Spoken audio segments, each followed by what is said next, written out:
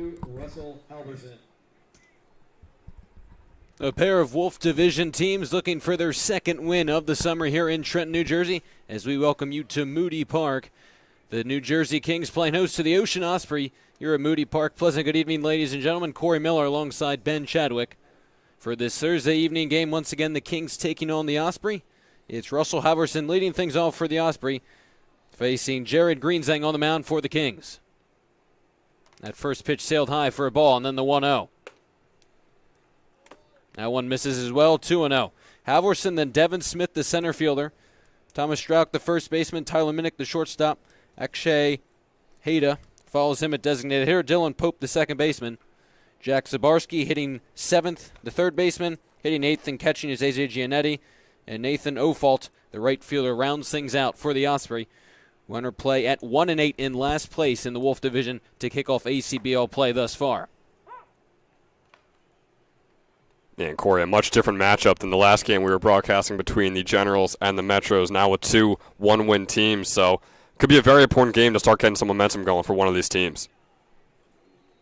Halverson draws the leadoff walk, and no doubt the last game we broadcasted, the two top teams in the division, now the two bottom teams. Center fielder Devin Smith. As Devin Smith steps into the box, the Kings at 1-7, the Osprey at 1-8, and that only win for the Osprey actually came on Tuesday against this Kings squad. Halverson leads off at first, and the first pitch to Smith misses low. Greenzang making his second start of the season. Lasted 4 innings his first outing, allowed 3 hits, 2 earned runs, 3 walks, 3 strikeouts, comes out to a 4.50 ERA thus far. Halverson takes off, the pitch misses high, throw down to second is not in time, and it's a stolen base for Halverson.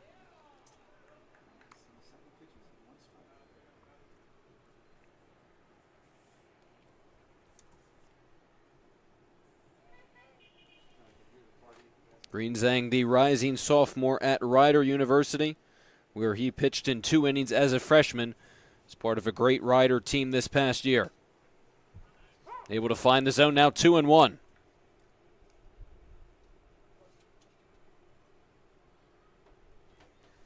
You see Smith at the plate here, arguably one of the best batters on this Ospreys team. Second highest average as well as the second highest OPS. This is a big at-bat and a big batter for the Ospreys here in this game. Yeah, Smith 7 of 15, a homer and 5 RBIs so far this season. In what on paper is an advantage for the Kings. That last pitch looked like broke the glove of Andrew Lombardi behind the plate as he needs a new one. But again, the Ospreys actually have only 3 Division I committed or current Division I players on their entire roster.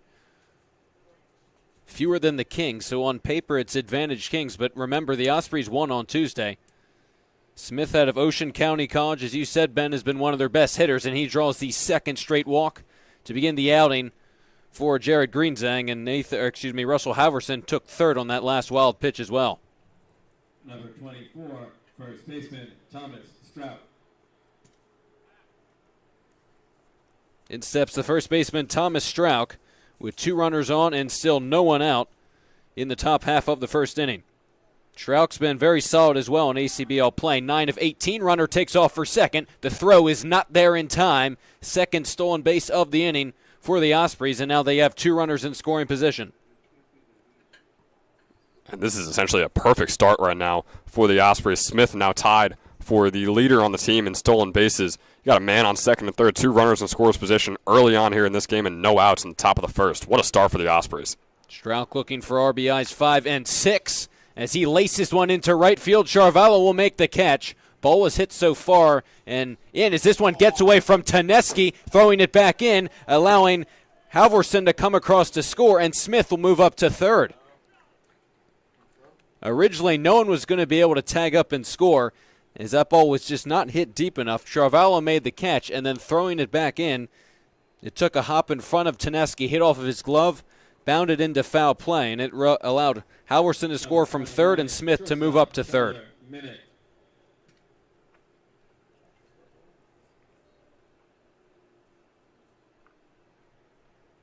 So an error allows the Ospreys to grab a 1-0 lead. Now one away in the top of the first. And Tyler Minnick stepping in up to the dish. Minnick hitting fourth tonight. He's 3 of 11 to begin summer play.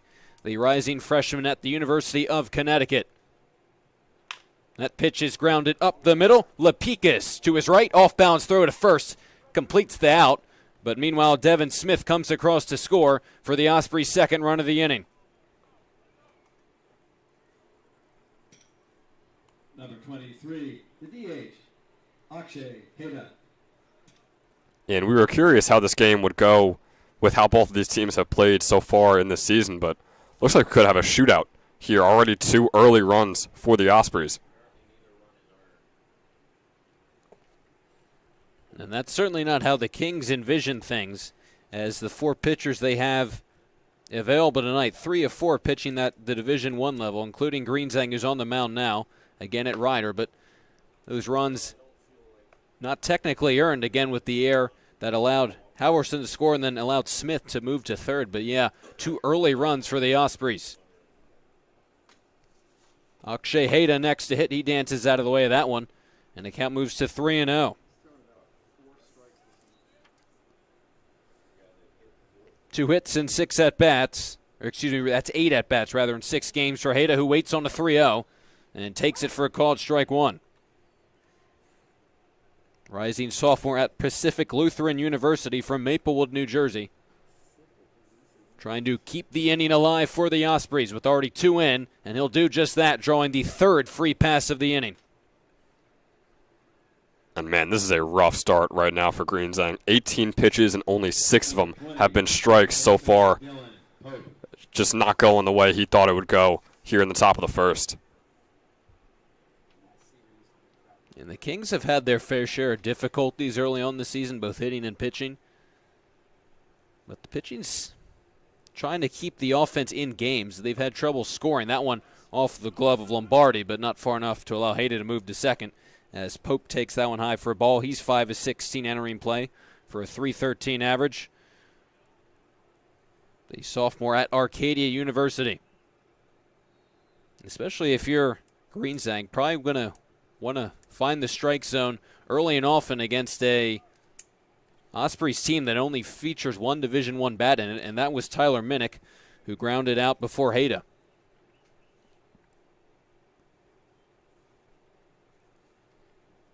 As Greenzang tries to get out of the inning, allowing just 2 earned runs. As Heda takes off for second, that pitch is in there for a ball. Double clutch by Lombardi, who then throws it into center field, but not far enough to allow Heda to move up to third. So the 3rd stolen base of the inning for the Ospreys gives them another runner in scoring position. And man, it just seems like the Ospreys are not worried at all about Lombardi picking them off at second. Like you said, 3 stolen bases already here in the top of the first. That could be a common occurrence for the entire rest of the game every time they get a single. Big swing and a miss. And now 2-2.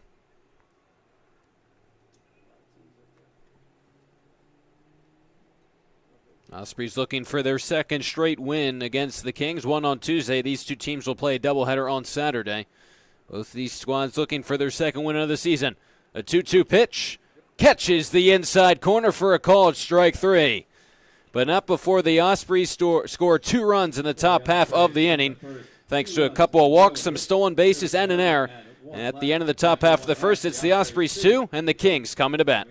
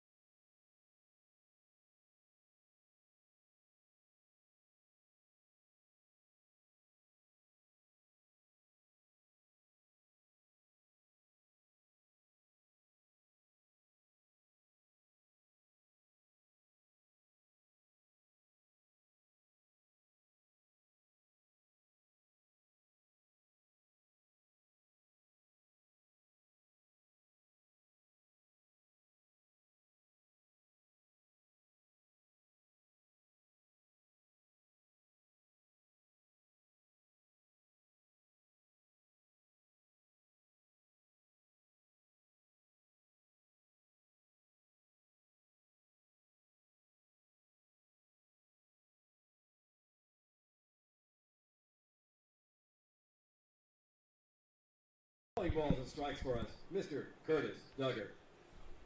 Kings find themselves down 2-0 early as they step up to the plate. Reed Lapicus will lead things off for this Kings squad in an early 2-0 hole, and he'll face Matt Villapiano, the rising junior at Stevens Institute of Technology. Gets the sign and is ready and deals on the 0-0. That pitch is slapped up the middle, and it's a leadoff base hit for the second baseman, Reed Lapicus. And what a great way for the Kings to answer back after what happened in the top of the first inning. First pitch, quick single, get on the base, and get things going here. And hopefully, the Kings are hoping that Tuesday's game against the Ospreys was a bit of a wake-up call for Lapicus, who went 2 for 3, a homer and 2 RBIs, and picking up right where he left off. So important at the top of the Kings order to set the tone with his on-base skills and his speed skills, and they're hoping that Mike Chiaravallo will be able to follow that up. Getting the start in right field tonight. Enters with a .300 average, second on the squad. But it's quickly 0-2. Chiaravallo, part of the crowded outfield, at least right now. He last played on June 6th for the Kings. He only's had 10 at-bats on the season as they'll throw over and check in on Lapicus. But the Kings have some talented outfielders when they're all available. But Chiaravallo, when he's gotten the opportunities, has done well, hitting .300 thus far. And he'll wait on an 0-2 pitch. Nearly hits him. It skips to the backstop, and Lapicus will jog down to second.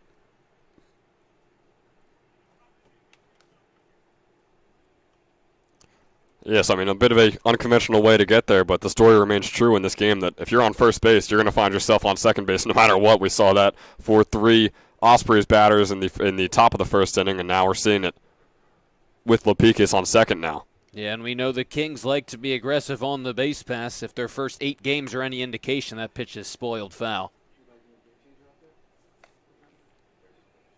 And Chiaravallo's put together some really nice at-bats early on. A career .372 hitter in high school. He'll be at Bucknell University in the fall. Trying to get the Kings on the board as he lines that one into left field for a base hit. Lapicus held at third, but back-to-back singles begin the bottom half of the first inning for the Kings.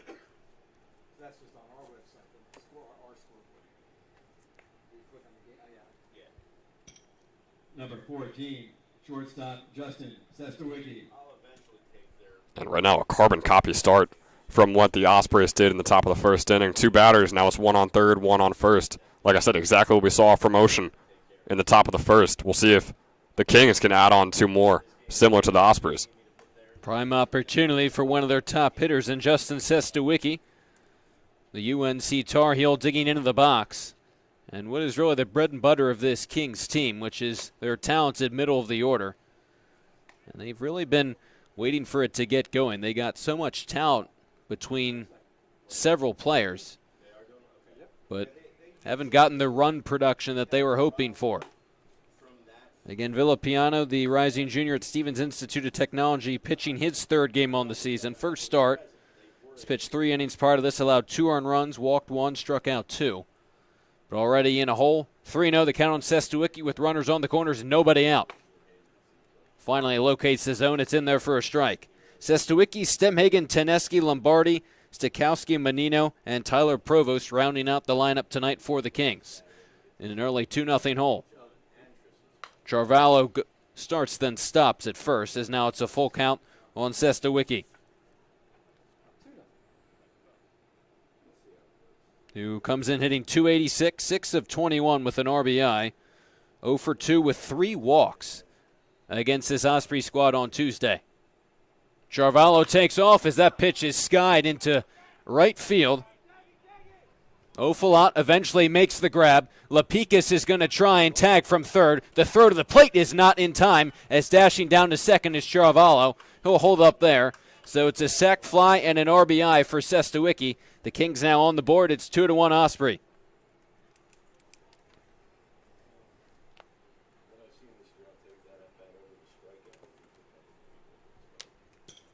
Number 19, left fielder J.D. Stemhagen. And you saw Chiaravallo go for the stolen base attempt, too, right before the swing of the bat right there. But still found his way on second base no matter what. And the Kings on the board, so like I said before, could really have a shootout here at Moody Park. Yeah, Charvalho now at second for an RBI situation for what has been the Kings' best hitter early on this season. J.D. Stemhagen, hitting .400 thus far, takes that one low for a ball. 1 for 4 with an RBI on Tuesday. Rising freshman at Manhattan College from Richmond, Virginia. Charvalho will take off and head for third as Stemhagen fouls that one away.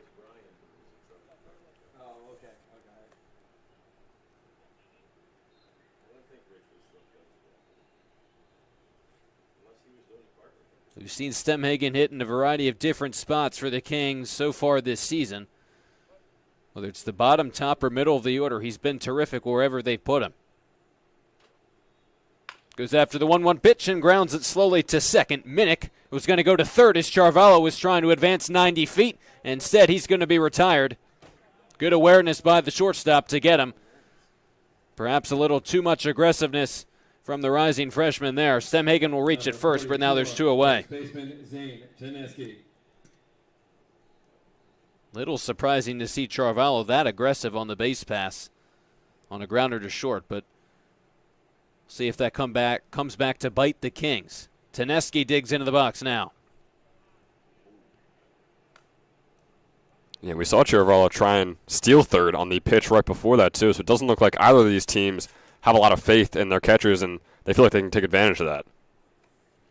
As they throw over,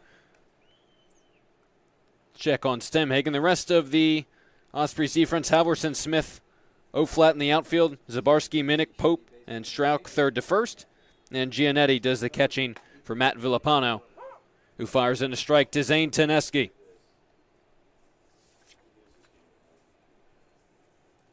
Who had a very solid performance on Tuesday, raising his batting average to 176 after going 2 for 5. Good job by Giannetti to smother that one and keep Stemhagen at first. That 2 for 5 outing included a double from Teneski and 3 strikeouts. And trying to improve on that 176 start to the season. Had his best game, though, on Tuesday with those 2 hits. Count now even at 2-2 with 2 outs. Stemhagen on at first, 1 in thus far for the Kings, trailing 2-1 last of the first. Corey Miller alongside Ben Chadwick here at Moody Park. Villapiano trying to get out of trouble here in the first. His 2-2 pitch, spoiled foul by Teneski.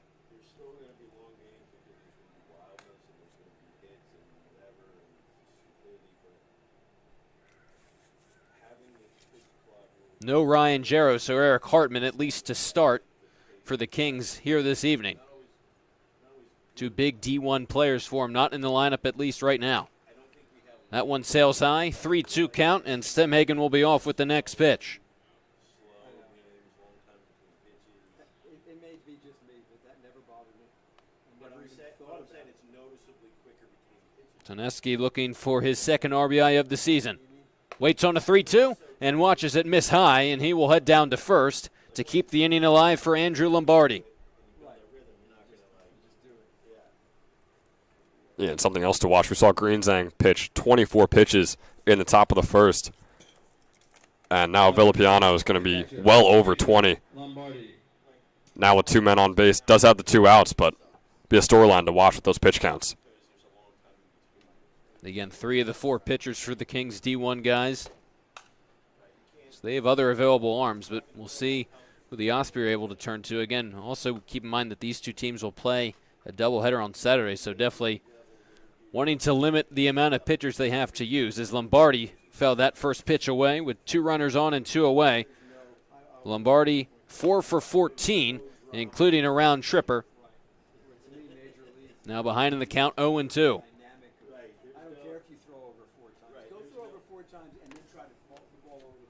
Sophomore at Brookdale Community College, 1 for 2 on Tuesday. Getting the start behind the plate here tonight. Villapiano heading the count 0-2, looking to get out of trouble in the first. He deals high, now 1-2.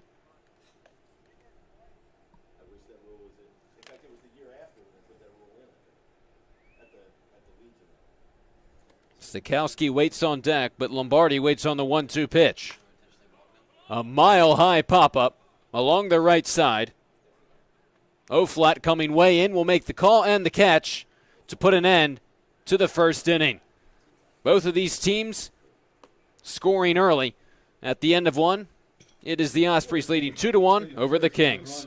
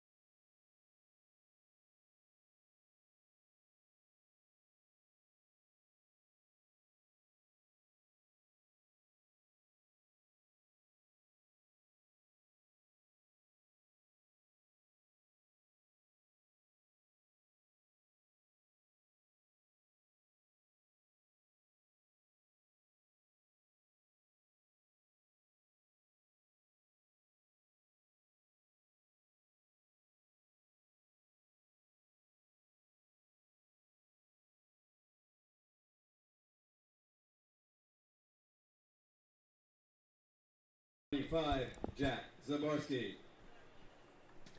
Jack Zabarski, A.J. Giannetti, Nathan O'Falt, 7, 8, 9 in the Ospreys order to face Jaron Greedzang in his second inning of work, whose first pitch misses just a bit high, and it's 1-0.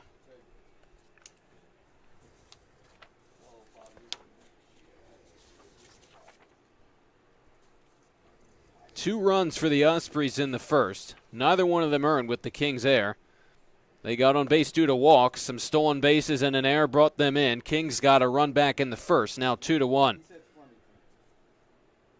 So Barsky so far this season, 1 of 9, one of 17 that is, for .059 average. As he flares that one into right, easy catch for Charvalho for the first out here in the top half of the second. Catcher AJ Giannetti. Now Giannetti.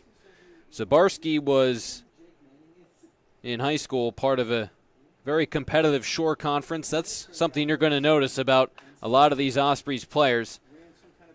Well, they're all either headed into their freshman, sophomore, junior, senior years of colleges. A lot of them back in high school played in that shore conference. Something they have in common. As the catcher Giannetti behind in the count, 0-1. Yeah, Zabarski and Giannetti both only with one hit on the year. We just saw Zabarski with the fly out to right field, so see if Giannetti can get his second hit on the year. Both having a bit of a rough start here in the Summer League. It was a solid campaign at Marywood University for Giannetti. Played in 33 games, started 31 of them, and notched 25 hits along with 14 RBI. He's been working his way up as he grounds that one up the middle, past the outstretched glove of Sestawicki, and he's on with the single with one away. Number 1, right fielder Nathan O'Falt.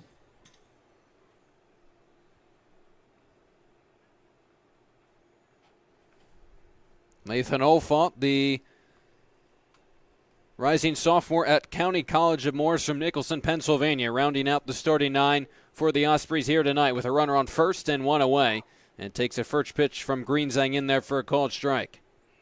Yeah, maybe I'm the good luck charm right now for the Ospreys, so I'll mention it for Nathan Nolfald, too. One hit on the year. Would also be cool to see him get a second hit right here, so we'll see if it works. That hit being a double as it's now quickly 0-2. Greenzang definitely finding the plate a lot more than he did in the first inning, which saw him walk 3 Osprey hitters. His rising sophomore campaign at Ryder. We'll quickly get a look at the Kings defense behind him. Stemhagen, Provost, Charvallo left to right. Menino, Sestuicki, Lapikis, Taneski from third to first, and Lombardi does the catching for Greenzang.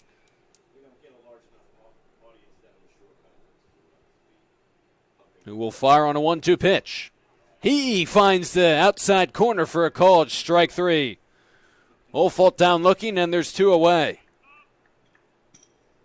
Number 2, left fielder Russell Halverson. Yeah, I know it's the bottom of the order, but this is a great way for Greenzang to come back from the, I'm not going to say dreadful, but not great first inning that he had. So good way to bounce back. 3 batters, 2 outs. Especially given how his team at least got him one of those 2 runs back. Again, technically not 2 earned runs, but nonetheless only trailed by a single run. With the top of the order in Halverson, now at the plate, who walked, stole a base, and scored the game's first run back in the first inning. In the count 2-0. Giannetti leads off at first. He singled. The Greenzang looking to pick up his first win of the season here this evening. Fastball's in there for a strike.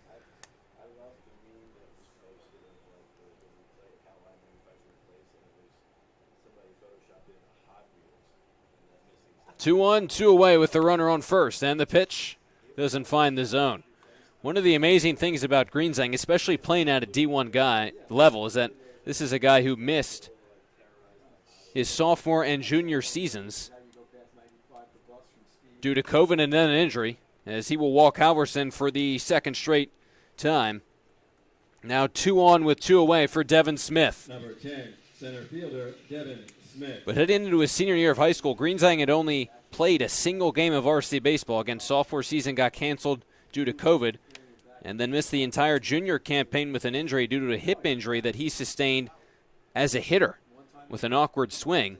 It was a late commit to Ryder, but hats off to him for managing all of that. Had only 1 game of varsity baseball under his belt, and yet has done quite well playing at a Division I level.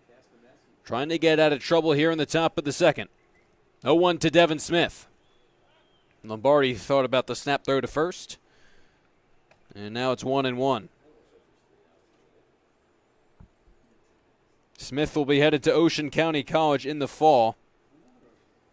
As Ben said earlier, he's been one of the Ospreys' most productive hitters so far this season. Walk, stole base, and score a run in the first. That one gets away from Lombardi. He'll throw back to first, as Halverson didn't get a good enough read to get to second.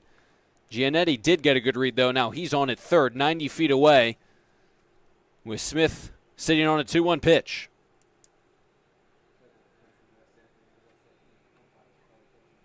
Which is on its way. Halverson takes off as that pitch is top foul down the third baseline.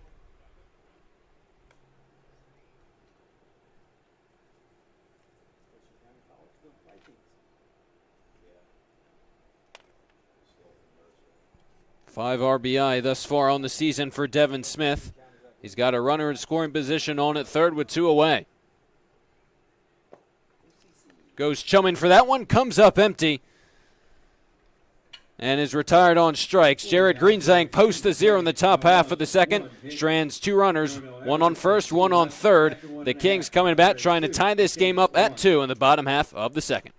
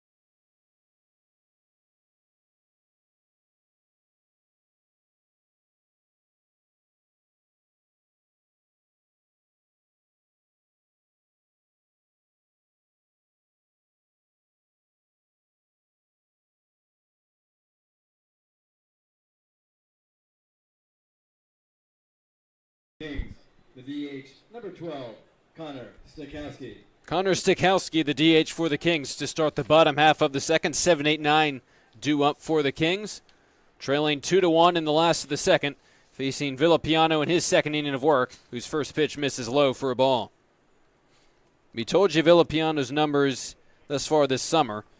At Stevens Institute of Tech this season, he was 1 of 1 in 14 appearances.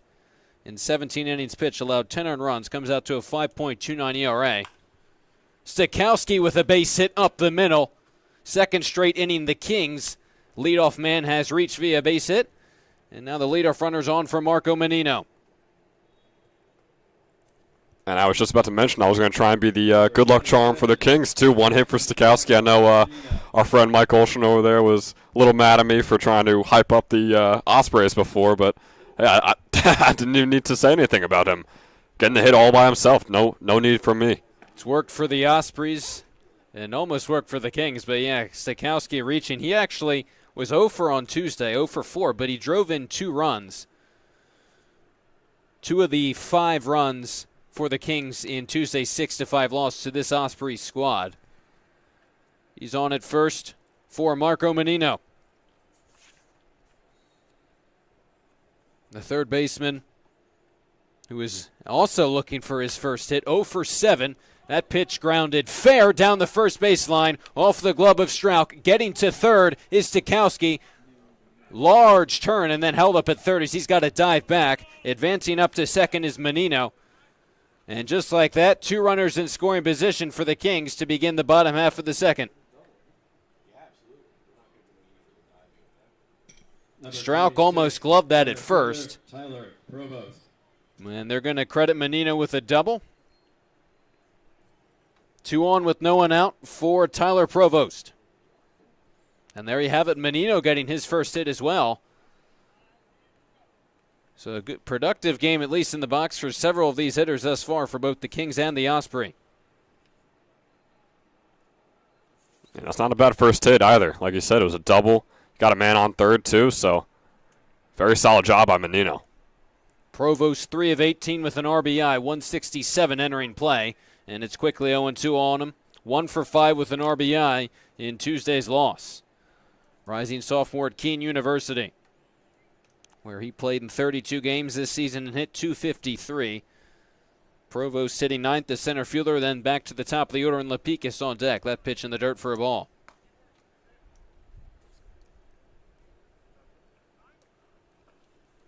As Giannetti will head out to the mound, talk things over with Villapiano. We break down the Kings' season so far. 1-7 overall record. That began with an 0-4 start against the Generals in 2 doubleheaders. Since then, they've gone 1-2 against the second-place Bergen Metros, an impressive win against them last week.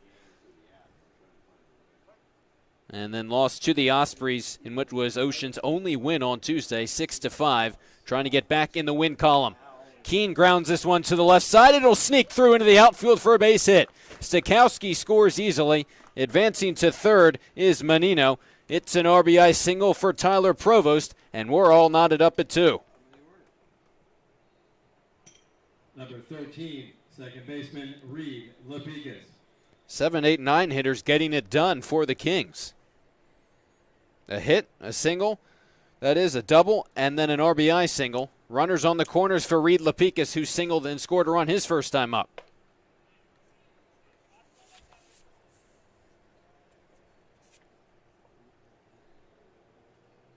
As we said earlier, so important to be reaching base at the top of this order. As Provost heads down to second, swing and a miss. The throw there's late, heads into center field, and that allowed Marco Menino to jog home from third, giving the Kings their first lead of the evening.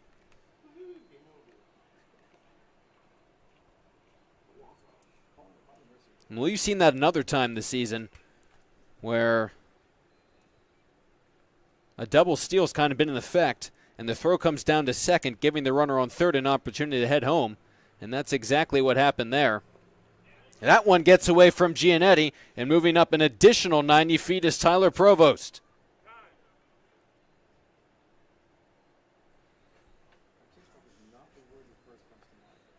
Even on that last run from Menino, he was headed home even before that ball got into center field and probably would have scored anyways. So no air charge for Giannetti.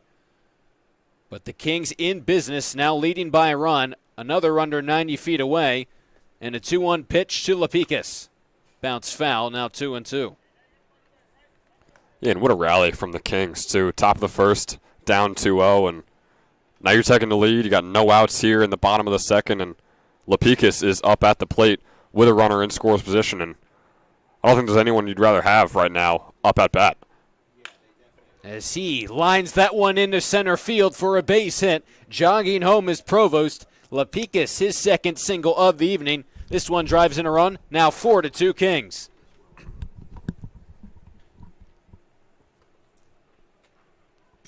Number 4, right fielder, Mike Charavallo. With now Charavallo up at the plate. And these last two at-bats really give you a sense of why Lapicus was an All-Liberty League first-team selection at Vassar College this past year.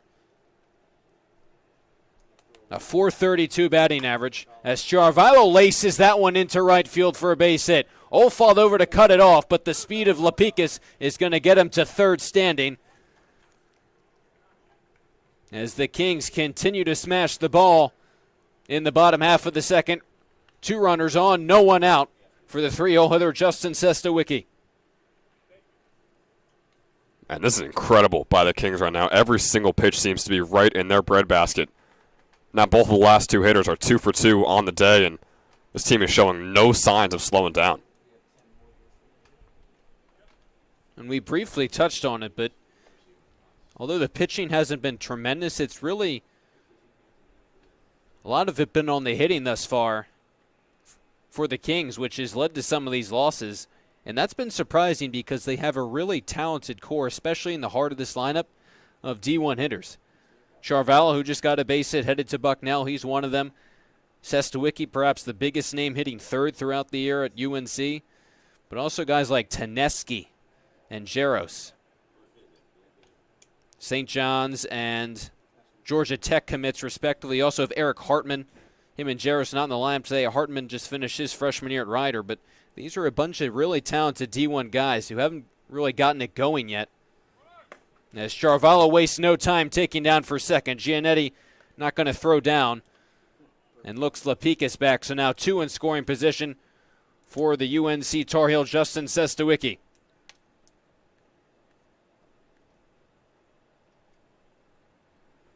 A sacrifice flying an RBI, his first time up. Osprey bring the infield in. Now it's 1-1.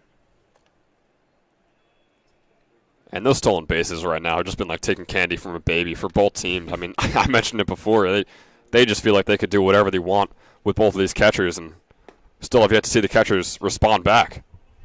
Especially since Giannetti's not going to risk throwing that one down to second, as we say with Lapicus on third, who holds his high school single season, or that all-time stolen base record. A 1-2 pitch to Sestawicki. Doesn't find the zone, now 2-2. Both the Kings and the Generals, as we've seen, aggressive on the base pass. Ospreys have matched that aggression when they've gotten on. And yeah, it's put the Kings in a great opportunity with 2 on for Sestawicki. He comes up empty on a big hack, down on strikes, and a big first out for Matt Villapiano. Number 19, left fielder, J.D. Stemhagen. And Sestawicki would have been exactly the guy you want on base. Leads the team in stolen bases. Would have gotten home at least 1 or 2 runs right there if he was able to get on base. It's a big out for the Ospreys, who keep the infield in with J.D. Stemhagen up at the plate. It's all the more impressive that Stemhagen's been the Kings' best hitter, considering he hasn't even faced college-level pitching, at least not since the start of this summer. Playing down at Trinity Episcopal in Virginia. He hit .413 his senior year, but he's nearly matched that, hitting .400 early on this season. Reached on a fielder's choice his last time up. Behind in the count, 0-2.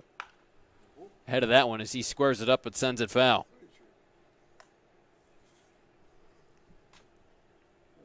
And his production has really kept this Kings lineup afloat so far, as some of these other D1 guys haven't been able to get it going just yet. But Stemhagen's been a really big bright spot for him. And that's why he's hitting fourth, because if these leadoff guys can get on in front of them, he's the most trustworthy guy with the bat to put the ball in play, bring him home. Now working on a 1-2 count, spoils that one. I mean, part of the decision with Stemhagen is, do you want him at the top of the order and trying to get on base, or do you want him in the middle of the order to potentially drive in runs? Either choice a good one. Here hitting fourth this evening. Grounded slowly to third. Zabarski will look the runner back and then throw across the diamond in time to nail Stemhagen. Lapika staying put at third. And now they're quickly 2 away for Teneski. That's another big out for the Ospreys. Obviously, this inning not going exactly how you plan. Already let it up 3 runs to the Kings, but you got 2 runners in scores position right now, and you got 2 quick outs, and now it could all come down to this right here. Yeah, and even though, as you said, they've allowed 3 runs, now trailing by 2 after originally leading 2-0, if they can get out of the inning, having allowed a runner on second and third with the heart of this Kings order up without allowing any more runs, probably be feeling pretty good about themselves. It has been a rough inning for Villapiano, who now has to deal with Teneski, who walked his first time up. And I mentioned it before, Villapiano now over 50 pitches so far in this game, and we're still in the middle of the bottom of the second right now, so maybe got 1 or 2 more innings left of him. 2-0 on Teneski. As that pitch count continues to climb, Teneski hitting 176, but that free pass back in the first, already his 5th walk of the season. And despite the fact that he's hitting 176, we've seen pitchers throughout the season thus far are very careful of throwing him strikes. As it's now 3-0 on him. Just tremendous power heading into his freshman year at St. John's. The 3-0. Doesn't catch the zone. Second straight walk of the evening for Teneski. Number 6, the catcher, Andrew. I think you said it perfectly, too. Pitchers are very careful when Teneski is up at the plate. His 6th walk now on the year, which is second leading on the team. And he's probably frustrated with that 176 batting line. But at the same time, if he's getting on base, whether it's a hit or a walk, the Kings don't really care. And they'd love to see some of that power as well. But if pitchers keep pitching around him, they're not going to complain with the free passes. Lombardi takes a strike, flew out to right field his first time up. Stokowski waits on deck. He led off this inning with a base hit and scored the first run of the inning. First, so Lombardi has to keep the line moving. Behind in the count, 0-2. Villapiano deals. Swing and a miss. Giannetti will not have to complete the throw down to first. The Lombardi thought he did as he was sprinting down. A strikeout ends the inning, but not before 3 runs come across for the Kings. Villapiano able to prevent further trouble. But nonetheless, at the end of 2, the Kings lead the Osprey 4-2.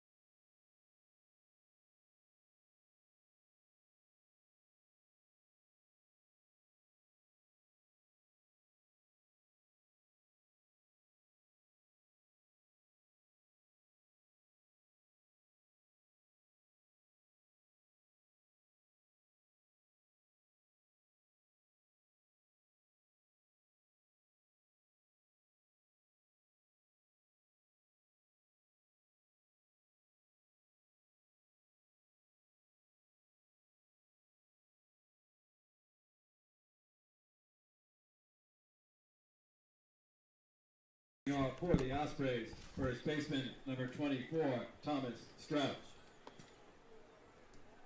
The Osprey finding themselves down in this one for the first time after giving up 3 in the bottom half of the second. Thomas Strauch goes after the first pitch, tops it 2-3. Menino gets the high hop and throws across in time. 1 pitch, 1 out in the top half of the third. Number 29, shortstop, Tyler Minnick. Yeah, we saw a great bottom of the second inning, hitting-wise for the Kings, and as of right now, looks like they're keeping that momentum going defensively. Behind Jared Greenzang, who's on for his 3rd inning. Being given his first lead of the night. Kings are hoping he can settle into a groove on the mound. Threw a lot more strikes in the second than he did in the first, where he walked 3 Osprey hitters. 0-1 the count on Tyler Minnick, who grounded out but drove in a run his first time up. The rising freshman at the University of Connecticut.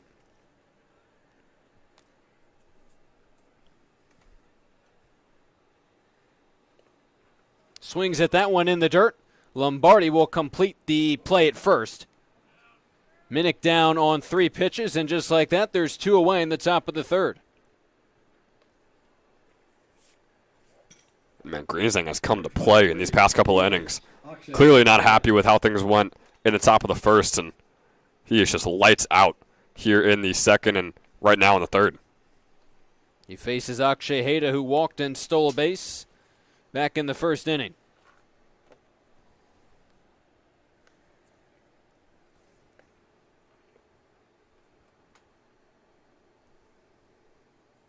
An impressive, even his freshman season rider. Only got 2 innings on the bump, but still nonetheless in a freshman campaign at a Division I program like Ryder with such a magical season. Still an accomplishment to get an appearance, and he's hoping to expand on that as he heads into year 2. Looking for his first 1-2-3 inning of the evening. Line shot right at Menino at third, who makes the catch. A quick, easy inning for Jared Greenzang. No runs, no hits. He posts his second 0 of the evening. The Kings coming back to bat, leading 4-2.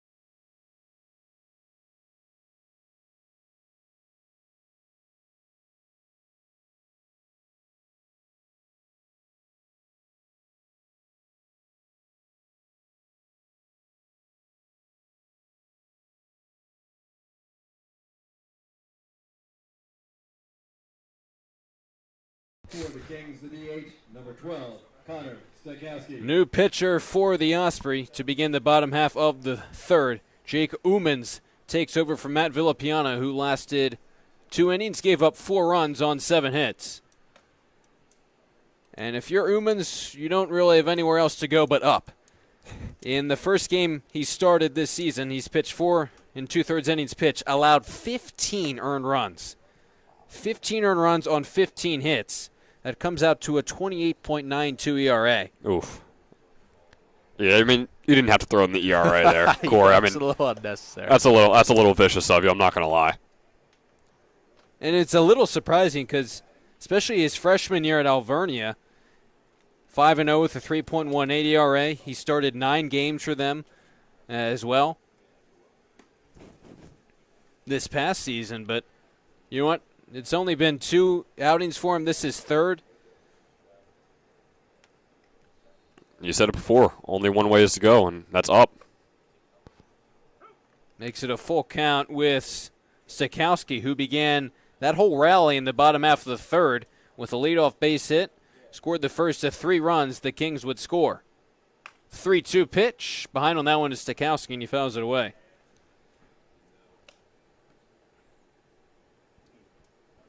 And again, Uman's only in his 3rd appearance of the season.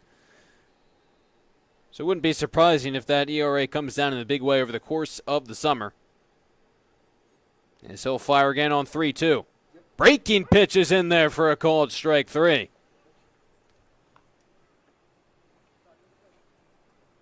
That was a gorgeous off-speed right there by Umans. third baseman, You know, maybe he heard you say that ERA, and he just came to play right when he heard that. So, good start for him. He's pitching with vengeance now. The guy who pitched in the ACBL last summer. The first pitch to Menino, top slowly to second, and Pope will complete the play to first. Quickly 2 away. In the ACBL last summer, Uman's 5-2, an ERA of 4.24, started 6 games.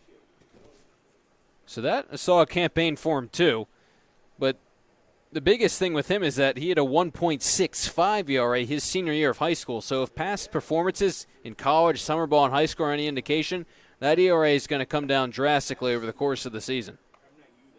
He's already retired the first 2 Kings he's faced. Tyler Provost, who singled, stole a base, scored a run, drove in a run as well, his first time up. Ahead in the count, 2-0.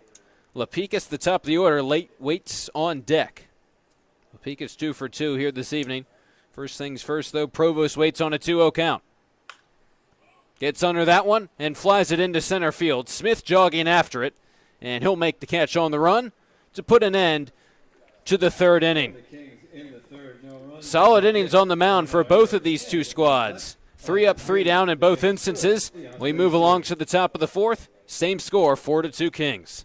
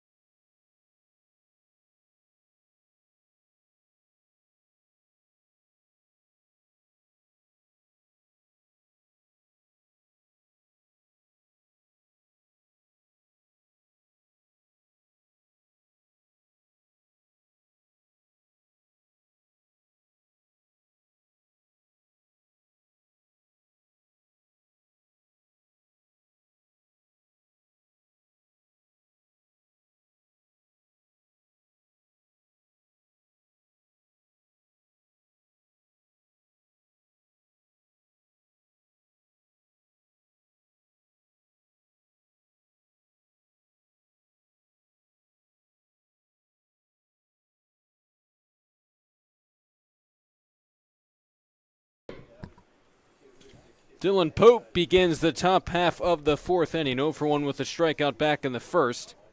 As back on the mound is Jared Greenzang.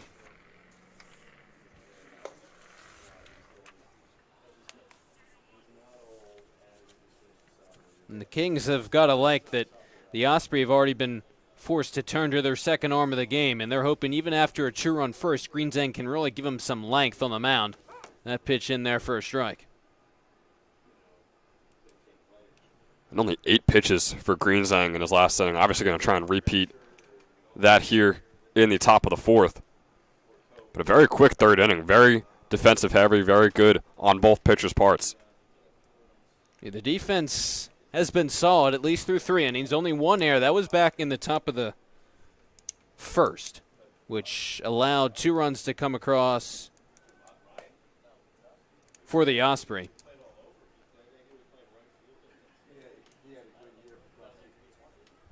And that's something the Kings and Generals are definitely looking to improve upon. Their defense hasn't been superb early on in the season. And we talked about that during the Generals game on Tuesday. Despite the fact that they're now 9-0, the Kings have actually been a little better defensively. That was the case last year where the Generals struggled defensively. Kings were a little better. But it's a full count pitch on the way to Dylan Pope, who's late on that one but spoils it. Pope, Zabarski, Giannetti, 6, 7, 8 in the top of the fourth inning.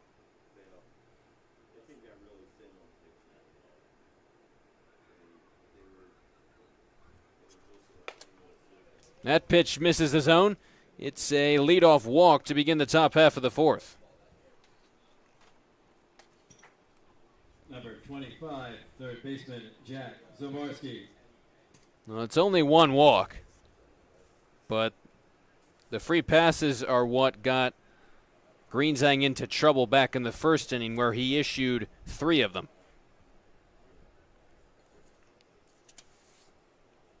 Zabarski flied to right his first time up, goes after the first pitch and dunks it into shallow center field. It'll hang up for Provost, who makes the catch, and scurrying back to first is Dylan Pope.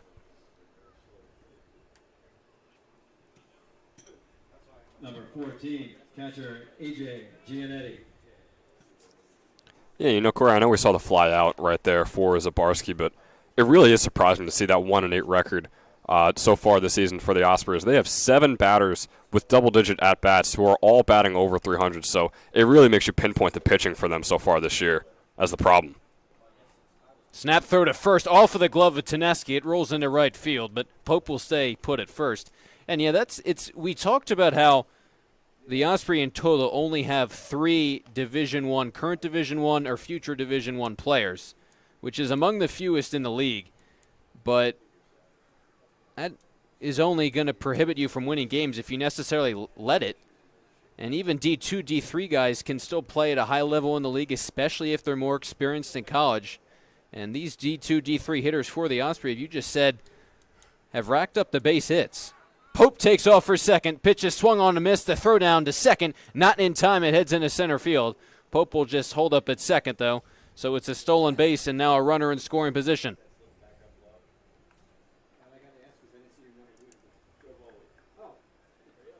Well, that was interesting because it looked like Lombardi, and he's done it a few times, kind of double clutched as he was trying to throw it down to second. And you also have to keep in mind, back in the first inning, his glove broke on a pitch from Greenzang that sailed high. So perhaps getting adjusted to a new glove as he traded that one he just used out. Yeah, you know, I don't know how often I've seen a catcher's glove break like you said it did in the first inning, but I think you're right. And like we said before, I think the Ospreys are going to try and take advantage of that until Lombardi proves that he's feeling comfortable with the glove and he can make those quick pop throws. They're just going to keep stealing second. Yeah, and why not, especially as it looks like at least Greenzang's gotten his bearings on the mound. You need your base runners whenever you can get them to get into scoring position. You trail by 2 here in the top of the fourth. The 2-2 pitch to Giannetti misses high, now 3-2.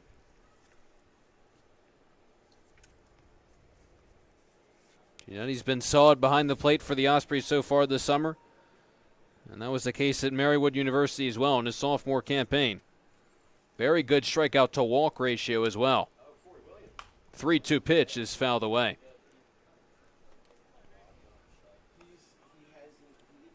And over his first 2 years in Marywood, Giannetti's gotten playing time, has gradually improved. That's why he started 31 games this past year. Hitting 8th this evening. Ofault waits on deck in the top of the Osprey order with one away, a runner on second.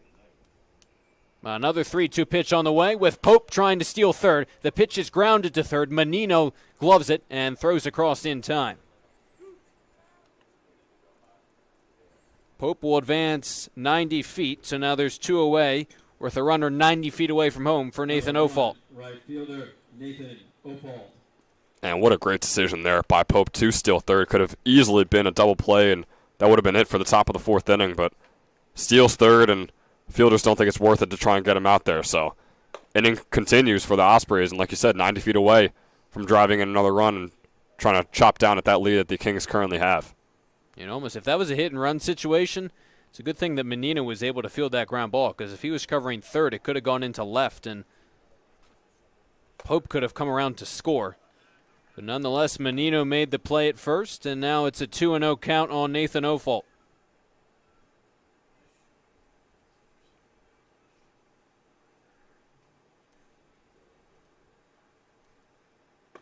Takes that 2-0 offering for a strike, now 2-1.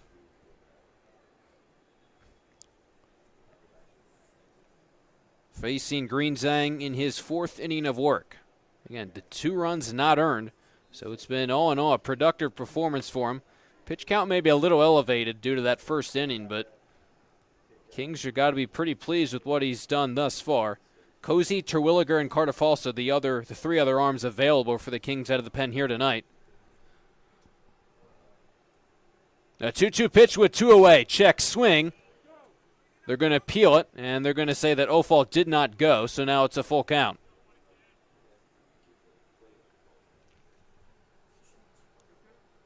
The Kings pitcher is walking in from the bullpen. Can't see who it is, but we'll see how much longer Greenzang will go.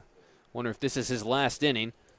Trying to finish it off with striking out Ofault. 3-2, 2 outs with a runner on third. The pitch misses high and away, and it's a 2-out walk to Nathan Ofault.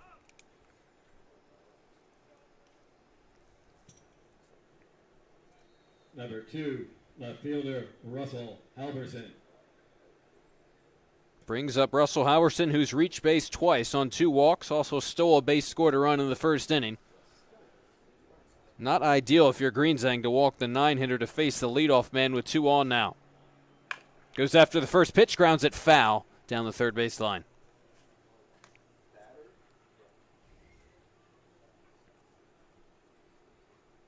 Halverson, the incoming freshman at Richard Stockton College of New Jersey. His senior season of high school, 18 hits and 59 at-bats, good for a .305 average. Only hitting .188 thus far.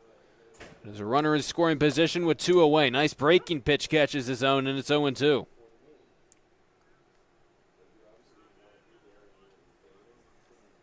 Kings will have the top of the order due up in the bottom half of the 4th inning. Greenzang looking to finish off the Osprey in the top half of the inning. 0-2, 2 away with 2 on. Runner takes off for second. No throw from Lombardi. As moving up 90 feet is Nathan Ofault. That pitch missed high for a ball. It's 1-2 now, and 2 in scoring position for Halverson. We'll see if a base hit could score 2 runners. Yeah, big opportunity here for the leadoff hitter. Like I said, could get 2 runs here, which, in case you can't see our scoreboard, that would tie up the game. So really massive swing here. That one will make the seat, still 1-2. And Ben's mentioned it a lot today, but the stolen bases, a common occurrence, and you see it there to get another runner in scoring position for the Osprey. These 2 teams very aggressive on the base pass. Yeah, we're starting to see Lombardi not even attempt to throw anymore, which could be a little bit worrying for the Kings. That last pitch missing inside. Yeah, we didn't know originally if it was the glove issue, what it's been. Giannetti hasn't been able to nab anyone at second. From 0-2 to 2-2 in the pitch. Grounded to short. Sestawicki charges. Will fire across to first in time to get Halverson. Another nice inning of work by Jared Greenzang. Gets out of trouble and preserves this 4-2 Kings lead. Leadoff man Lapicus due up for them in the bottom half of the fourth. After 3.5.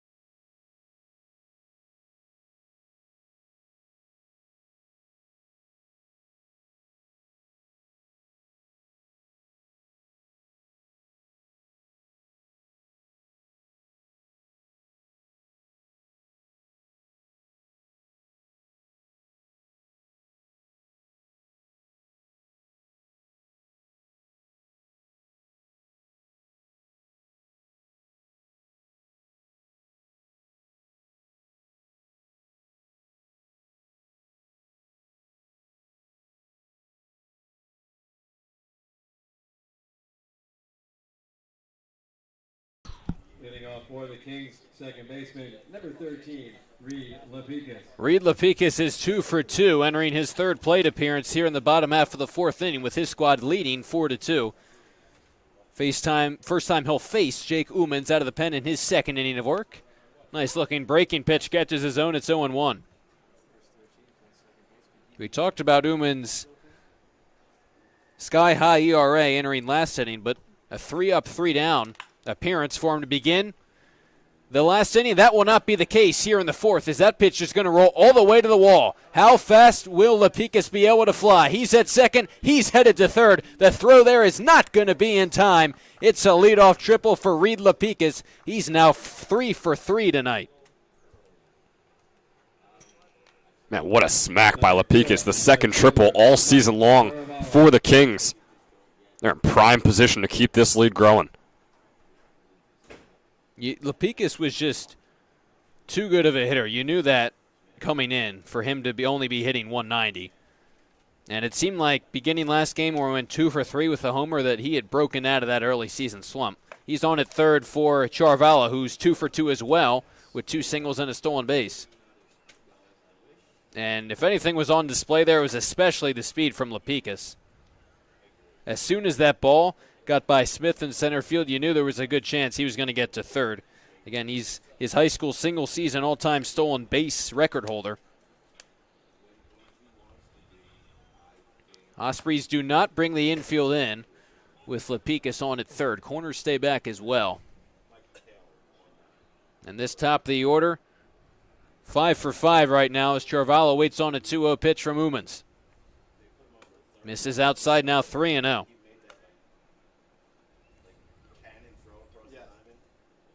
So interesting to see, especially since the Kings, it looks like offensively started to get it going. How do they change their lineup moving forward? Do they stick with Lapicus and Charvello at the top? Even though they're facing an Osprey staff, which, as Ben mentioned, has not been great this season. They've done really well, and is it the spark at the top of the order that the Kings look to ride out for a while as they look for just their second win so far this season? A 3-1 pitch fouled straight back. Because if the top of the order and then the really powerful Division I guys in the heart of the Kings order can get going, that's going to turn into some wins for this Kings team. Who really could use them after a tough start thus far. Leading 4-2 in the last of the fourth. Full count pitch to Charvallo. Another sent straight back.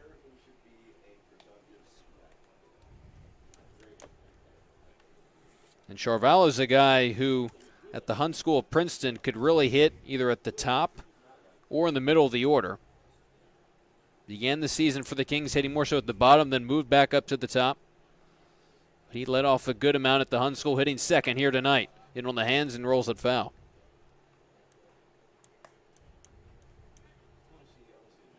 Because Charvalho's a guy just like Lapicus who can steal bases too,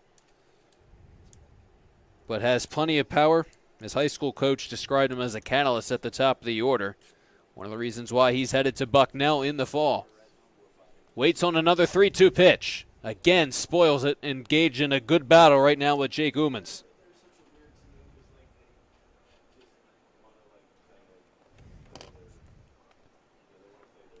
Sestawicki, the 3-hole hitter, waits on deck, who is 0 for 1 with the strikeout and a sacrifice fly. And this might be one of the longest at-bats I've ever seen. Now the 10th pitch for Umans against Charvalho. Good battle. Charvalho's hung with him, fouling those pitches off as he skies that one into shallow right field. Ofault comes in. Lapicus will try and tag from third, but then he'll hold up, just trying to draw the throw from Ofault. I was going to say, very shallow fly ball. Given the speed of Lapicus, wasn't initially surprised, but just trying to draw the throw from Ofault. Stays put at third, so a fly out from Charvalho. Runner remains on at third for Sestawicki.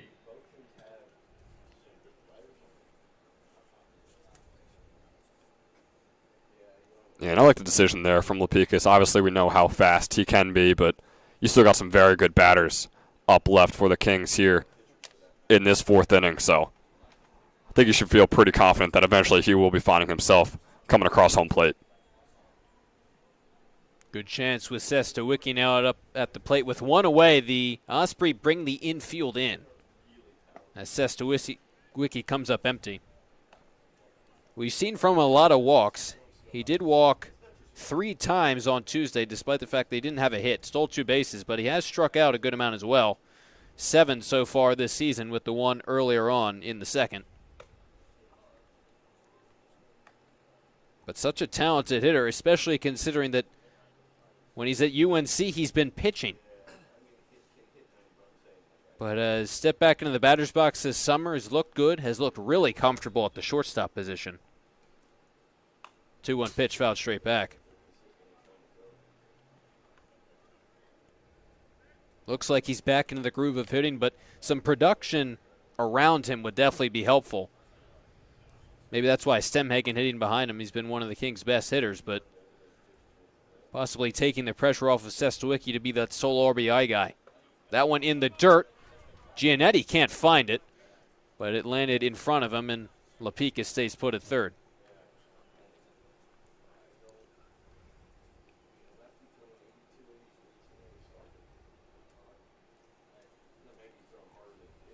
Now a full count with J.D. Stemhagen, who's 0 for 2 on deck. Again, infield in right here for the Osprey. Looking to stay down by just 2 with Lapicus on at third. Full count pitch from Umans. Laced into center field. Head'll hang up for Smith. Lapicus running home from third and crossing the plate. He'll score on the sacrifice fly. Now 5-2 Kings.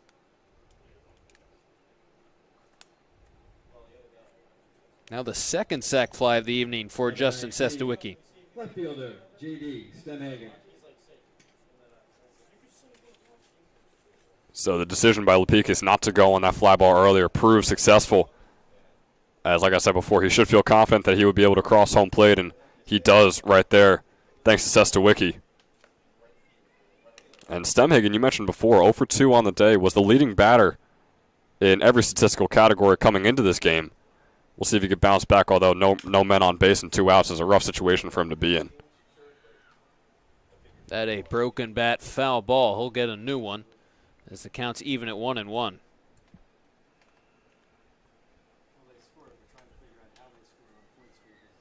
Again, we'll see. It seems like the lineup for the Kings definitely fluid. And when you're a 1-7 team, that makes sense. You're going to try different things out because nothing's really been working. But we'll see how the production or lack of production from certain players tonight influences lineup in the doubleheaders on Saturday. Because Lapicus and Charvalho have been great at the top of the order. Stemhagen 0 for 2, but He's been great all season long. So we'll see how they weigh their options with 2 games against this Ospreys squad on Saturday. 1-2, 2 out, 1 in here in the last of the 4th. Stemhagen stays alive.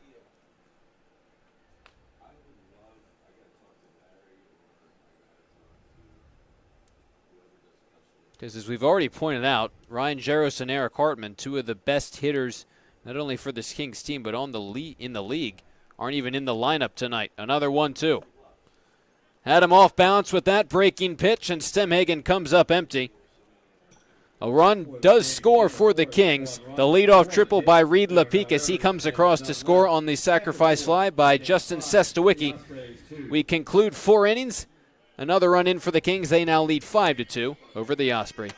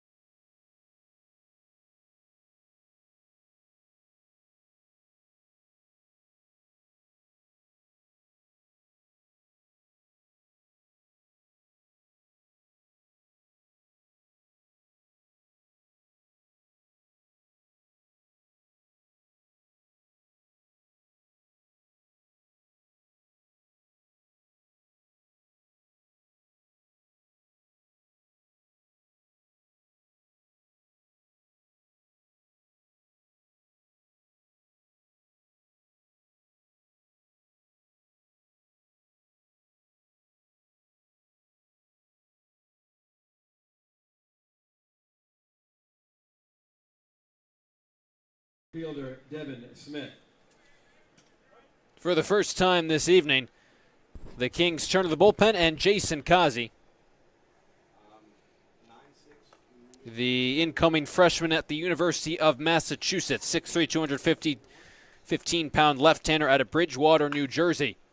Faces Devin Smith, who lines that one into left field. It'll dunk in for a base hit. Smith a big turn, as the Kings have a tough time getting that ball back into the infield, and Smith will take second base. That's Stemhagen in left field, who had a difficult time getting that ball back into Justin Sestawicki. And Smith had a big turn originally as that ball was hit very softly. Was going to head back to first, but as Stemhagen couldn't get anything cleanly, he's now at second. A single and an E9, second error of the evening for the Kings. E7, that is.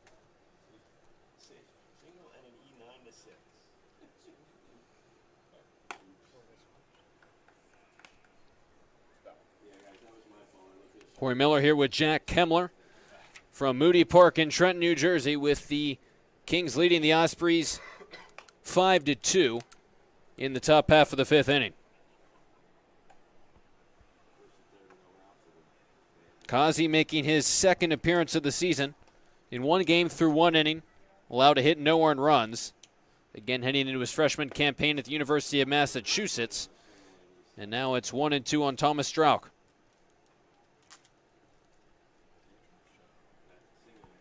This past season, his senior year, a 7.47 ERA for Kazi. A little bit surprising for a guy headed to UMass. That pitch sails all the way to the backstop. No difficulties from Smith moving up 90 feet.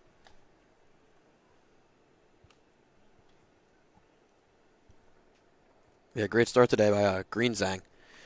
Through 4 innings, only 1 earned run, 4 strikeouts, just the six walks looks, very bad on the stat line, but hopefully he can get that down, during the year.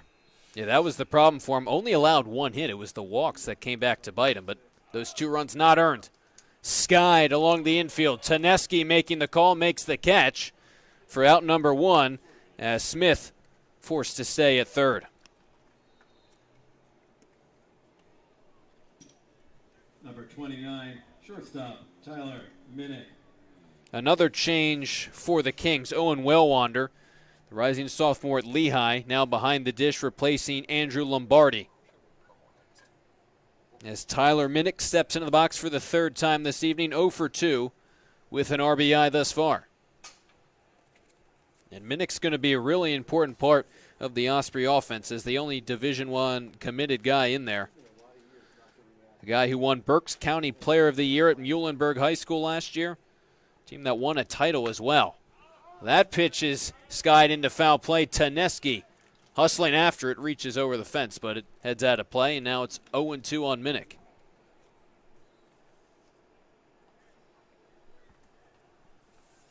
That's part of the reason why it's somewhat surprising to see Minnick hitting below 300, but still a solid 273 entering play here this afternoon. An RBI opportunity for him here with a runner on third. That pitch is flied into shallow center field. Charging in is Provost. It lands in front of him for a base hit, and coming across to score the third run of the evening for the Osprey is Devin Smith.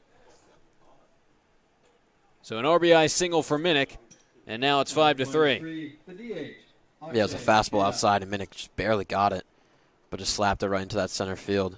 Gets the third run in. Very shallow fly ball. If Provost had been able to make that catch, don't know if it would have been deep enough for Smith to tag up and score, but nonetheless a base hit and an RBI. But all three of the Osprey runs here tonight have come off of the back of poor fielding by the Kings, who've had 2 errors. E7 and an E9. The first 2 runs for the Osprey helped out by an error back in the first inning, but they still trail by 2 in the top of the 5th. Still just 1 away, though, with Minnick leading off at first. Akshay Hayda now the batter.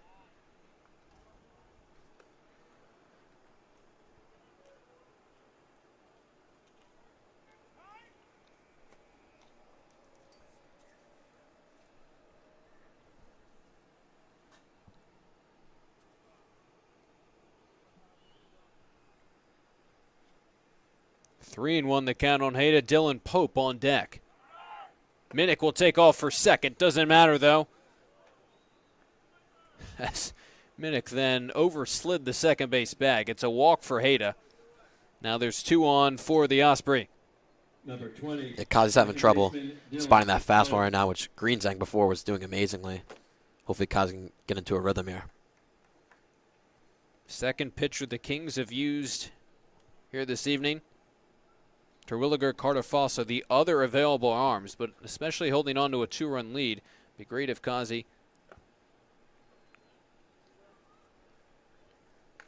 could give them some length out of the bullpen after a solid 4 from Greenzang.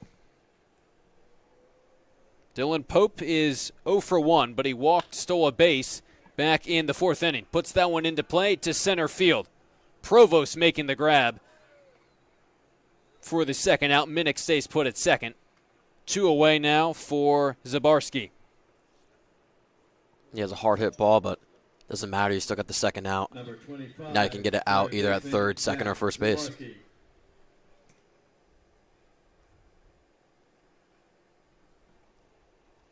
Zabarski 2 flyouts here tonight.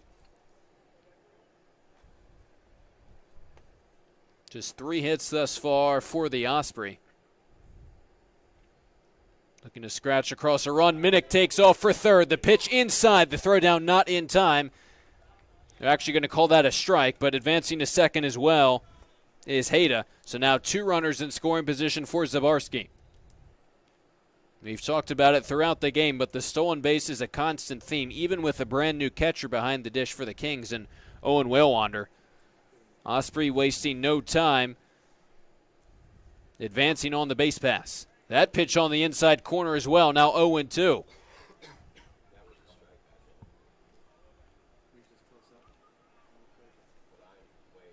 2 on, 2 away. And an 0-2 count to Zabarski here in the top of the 5th. The 0 delivery from Kazi is smacked into shallow center field. Charging is Provost. It lands in front of him for a base hit. Minnick scores easily. Here comes Hayda. He will cross the plate to tie the game up at 5. It's a 2 RBI single for Jack Zabarski. Kazi had an 0-2 count. I just didn't think he should have gone a fastball there. 14, catcher, Easily could have gone to all speed on the 0-2, try and spoil a pitch, but put a 2 middle in the zone, and that's what got the 2 runs in. It looked like the Kings were pretty firmly in control of this one, leading 5-2. But a new pitcher, probably a little frustrated if you're Kazi. You had the air in left field, and then 2 kind of shallow base hits into center field that weren't hit particularly hard. But yeah, interesting decision to go with the 3rd straight fastball there after locating 2 good ones on the inside corners. He did there to make it 1-1. Now an A.J. Giannotti, who's 1 for 2 with a single.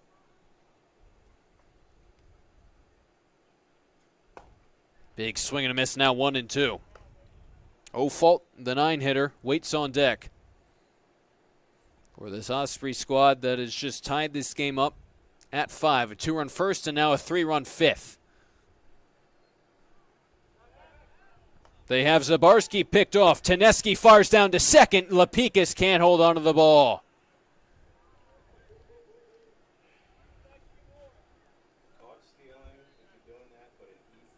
A good-looking pickoff move from Kazi. Would have been the 3rd out of the inning. Zabarski caught stealing, but then the E4, and now the 3rd error of the game for the Kings.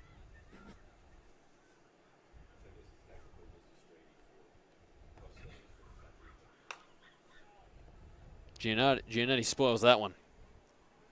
Yeah, we know the lefty pickoff move is deadly, and he had it right there. Just tough job by Lapikis to not keep that in. Yeah, good throw by Taneski. That pitch makes its way to the backstop as Zabarski will make his way down to 3rd.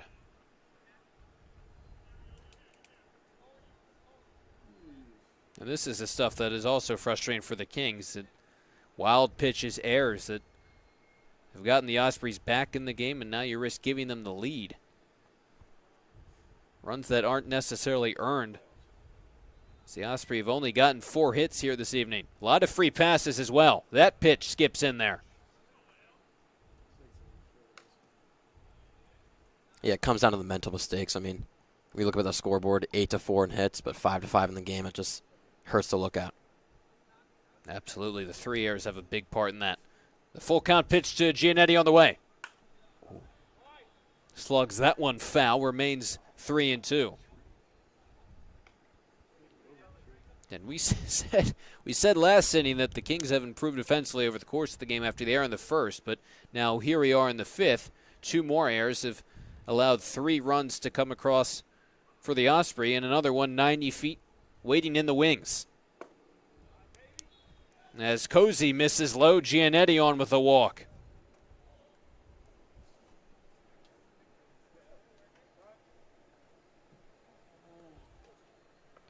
It will lead to a Kings mound visit now with runners on the corners.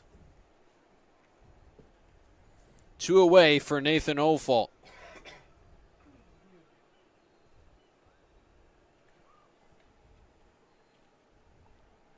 Yeah, it feels like Cozy, they want him to be their glue middle guy, get like 1 or 2 innings in, but up to 25 pitches now, they already have somebody warming up in the bullpen, so this might be his last inning. Yeah, frustrating because especially on paper, you've the advantage on the mound, especially. We've talked about the D1 or lack of D1 players for the Osprey, and Kings have quite a few of them, but you've thrown 2 D1 guys, 2 very solid pitchers, and Greenzang and Cozy. But you've allowed 5 runs, not many of which have really been earned because of the defense, but it's just unfortunate that kind of solid pitching has gone to waste a little bit due to some of these mental mistakes, as you mentioned, Jack. An 0-0 pitch in the dirt, and it's 1-0 in Ofault. Yeah, Greenzang and Cozy, I mean, they're also very young. Greenzang going into his sophomore year and Cozy going into his freshman year, so definitely young pitchers on the mound. We mentioned Kazi didn't have the best senior season just in terms of ERA. Had a very good junior campaign at 3.23, but obviously has the talent, a perfect game rating of 7. And right now just having a hard time finding the zone. The walk to Giannetti, now 2 balls to begin the at-bat to Ofault. Yeah, I said it before. It's the fastball. He's just not locating it, and when he gets it near the zone, it bleeds too much in the middle. That's what caused a couple of these runs. 2 on, 2 away, 2-0 pitch to Ofault. Able to locate the zone there, 2-1.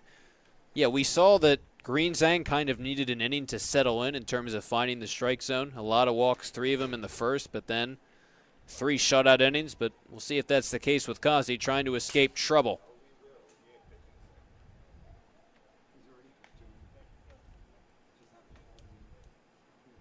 But if things get out of hand, we'll see who comes in to replace him. Terwilliger, Carter Fosso, the 2 other options for the Kings here tonight. But Kazi a strike away from getting out of the 5th. A 2-2 offering. Grounded slowly to second. Lapicus can't make the play.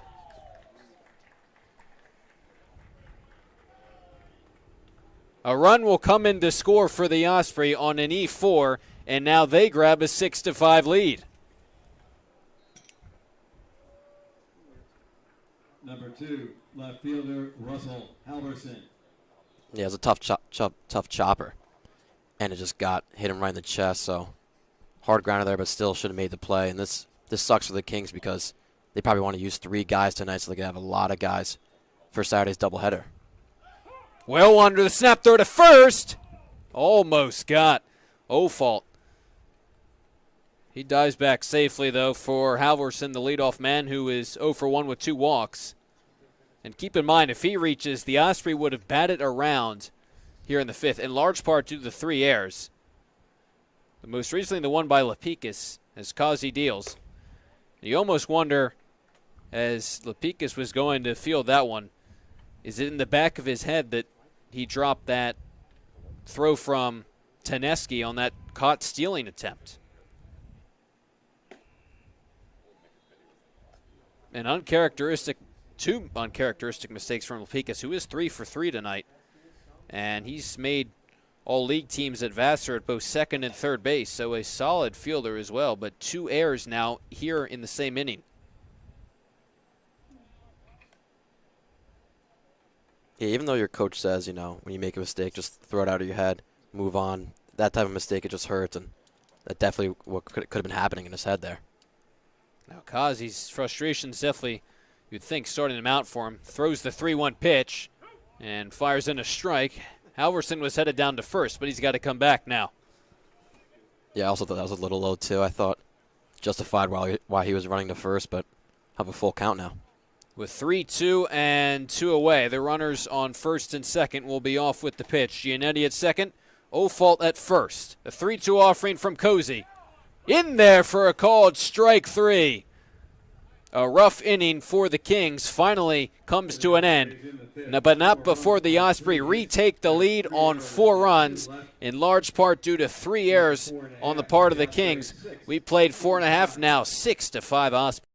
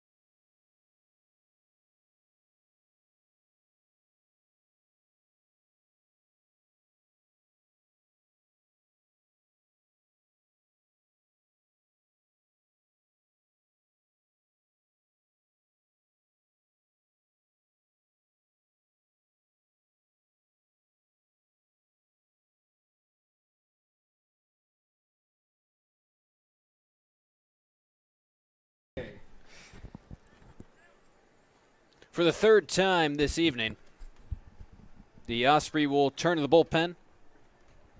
Or second time, I should say, their third pitcher. And that new pitcher is Jack O'Shea. Third left-hander used by the Osprey here this evening. Incoming freshman at the College of New Jersey, making his second appearance, first time out of the bullpen so far this summer. And his first start lasted just an inning and a third, allowed 8 earned runs. And he and Giannetti still working to get on the same page. Yeah, I don't think we'll say the ERA this time, but hopefully he can bounce back with a relief appearance here. And we've talked about it. The hitting from the Ospreys not really been their issue at the 1-8 record. It's been the pitching.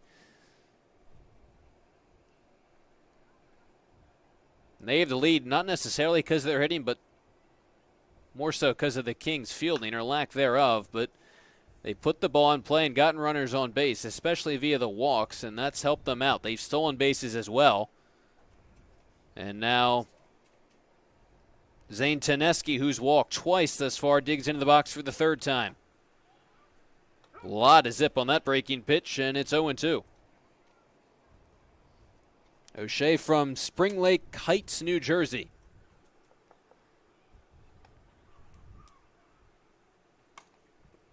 In just over 37 innings pitched his senior year of high school, 9 earned runs on 21 hits, struck out 60 batters. 1.69 ERA. He also did quite well in the batter's box, hit .316. Out of the bullpen for the first time this summer. That one sails low, now 2-2 on Taneski. Yeah, the big characteristic you see from his first start is just giving up 2 homers. That long ball has got to stop for him. Taneski, big swing and a miss. Down on strikes. Good start for O'Shea to begin the last of the 5th. Number 24, catcher Owen Whalewander. Whalewander digs into the box for the first time tonight. Came in as a defensive replacement for Andrew Labardi. And the rising sophomore at Lehigh, Whalewander, now in the box.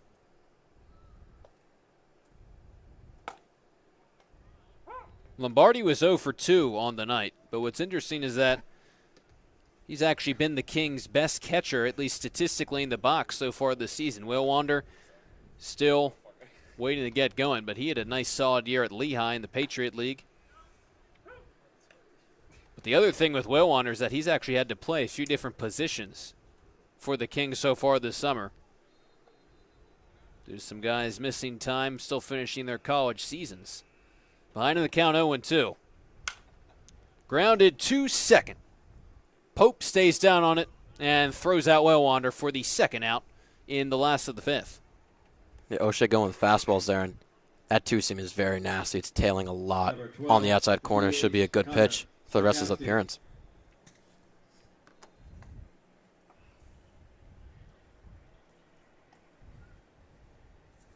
We'll see how he does against Connor Stokowski, who's 1 for 2 with a run scored here this evening. Goes to the breaking pitch there, and it's 0-1 on Stokowski. Playing his 5th game of the season. Now 2 for 14 after a base hit and a strikeout so far tonight. Now, the Kings at this point are probably frustrated that they are not winning this game after piling up 4 errors, especially since their pitching has been good, not great, but still have plenty of time to come back and take the lead in the last of the 5th here in a 9-inning game. Swing and a miss there. And it's 1-2, the count on Stokowski. And the way they've been hitting tonight, they've scored all 5 of their runs, no errors on the part of the Ospreys, so just need to continue to do what they've been doing tonight.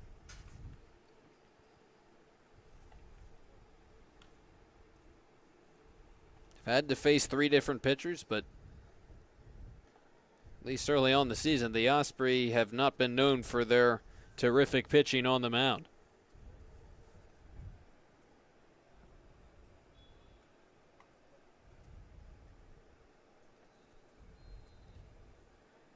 Another 1-2 pitch on the way from O'Shea. That one dips just outside, now 2-2.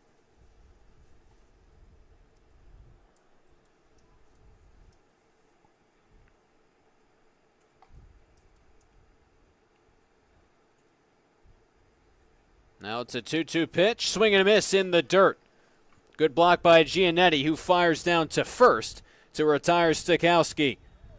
3 up, 3 down for the Kings, who can't get anything going against O'Shea. As we move ahead to the top of the 6th, the Osprey on top by a run, 6-5.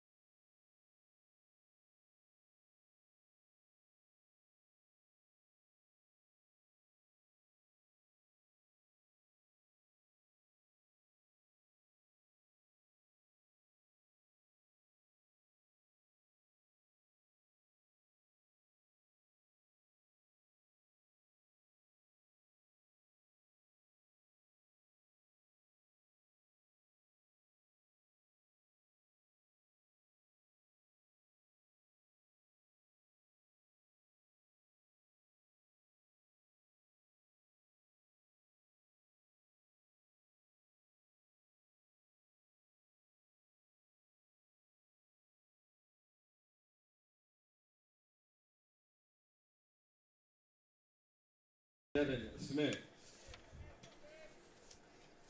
Well, the Kings turn to their third pitcher of the night in Dylan Terwilliger, as showing bunt and getting one down is Smith. The throw to first in time. A nice stretch at first by Teneski.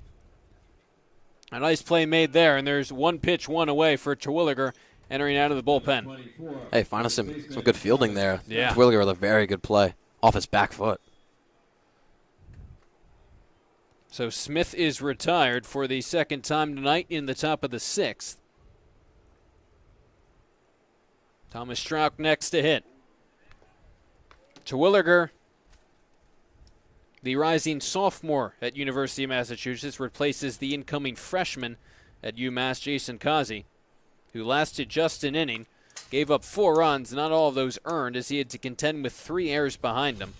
But Terwilliger making his second appearance out of the pen this season. Tagged for the loss his last time out through an inning and a third. 3 hits, 1 earned run, 1 walk, 3 strikeouts. For a guy who didn't appear in any games at UMass this past spring, but pitched to a 1.13 ERA and 62 strikeouts his senior year of high school. Trying to retire Strauch in the 1-2 count, who is 0 for 3 here this evening. Here comes the pitch and a weak grounder foul.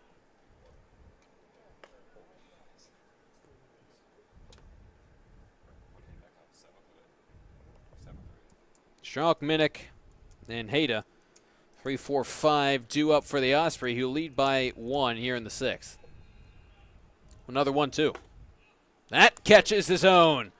Strauch punched out on strikes, and a good start for Terwilliger out of the pen. 2 away for the Osprey in the top of the 6th. Number 29, shortstop Tyler Minnick. Minnick, who singled and scored a run his last time up, facing Terwilliger for the first time this evening. And you got to wonder, if Kazi hadn't allowed those 4 runs and had that elevated pitch count and had those 3 errors behind him, would we still see him here in the 6th?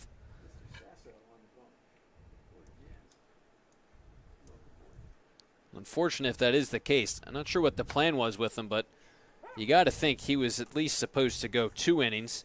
Looks like the plan is to close with Cardiff also, but the Kings got to grab a lead again before that can happen. But you're going to be forced to throw all 4 pitchers here now, regardless of what the original plan was. And perhaps now more stressful pitches with your team trailing by a run as opposed to in the lead after that 4-run 5th inning by the Osprey. Count is even on Tyler Minnick, 2-2. An RBI groundout, a strikeout, and a single. Cap off his 3 trips to the plate here this evening. 2-2 pitch, caught on and miss. Beautiful pitch by Terwilliger in a beautiful inning. 3 up, 3 down, including 2 strikeouts. Terwilliger does his job out of the pen, at least thus far. We move ahead to the last of the 6, still 6-5 Ospreys.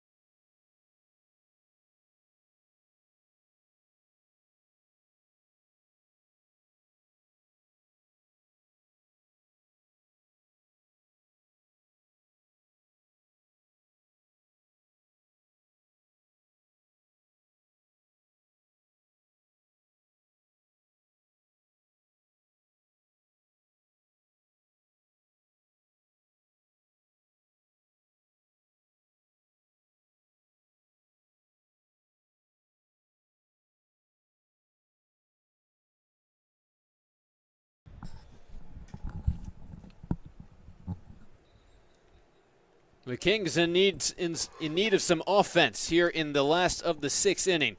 Marco Menino will lead things off for him, 1 for 2 with a double. Menino, Provost, and then Lapicus, 8-9-1 for the Kings, trailing by 1 in the last of the 6th. 4 batters in a row for the Kings who all have hits today, so it feels like the heart of the order. And the offense has not been the issue for the Kings here thus far. It has been kind of throughout the season so far, but the lineup turning things on tonight, even without 2 of their biggest pieces in Jaros and Hartman on the bench, at least thus far.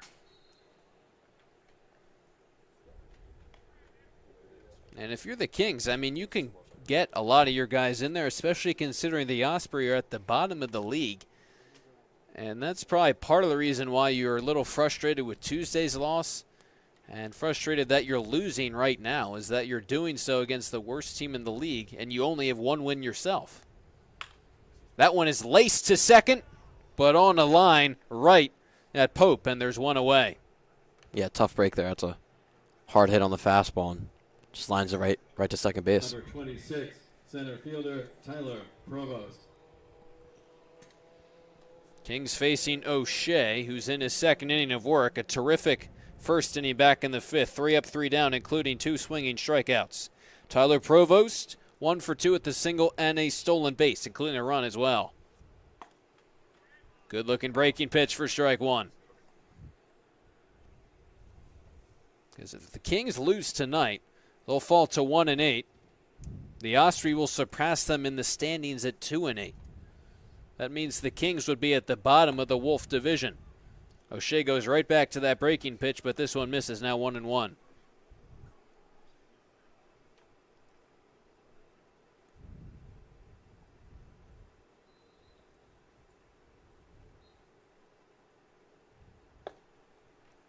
That time the heater misses inside, 2-1.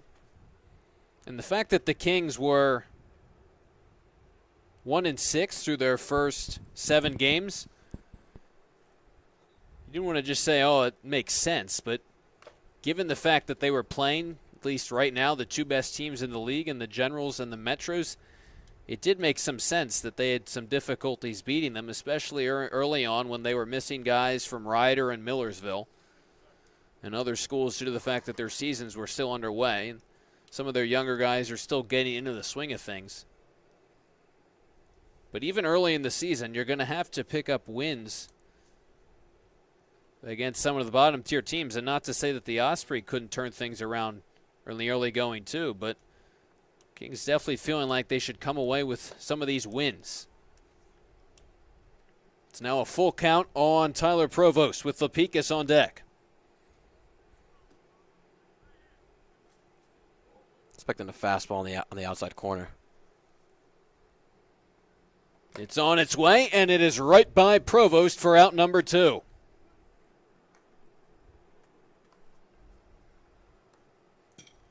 Number 13, second baseman Reed Lapikis. We'll see how much longer the Ospreys stick with O'Shea, but he has done a really nice job to shut down the Kings' offense, at least thus far, out of the bullpen. Lapikis is 3 for 3, though, including a triple his last time up. He's come to the plate for the first time since those 2 errors, allowing runners to score in the top of the 4th inning. Make that the 5th inning, as it's now 1-1 on Lapikis. Scored 2 runs tonight, 2 singles and then a triple his last time up. The leadoff man for the Kings comes up empty there. It's 1-2.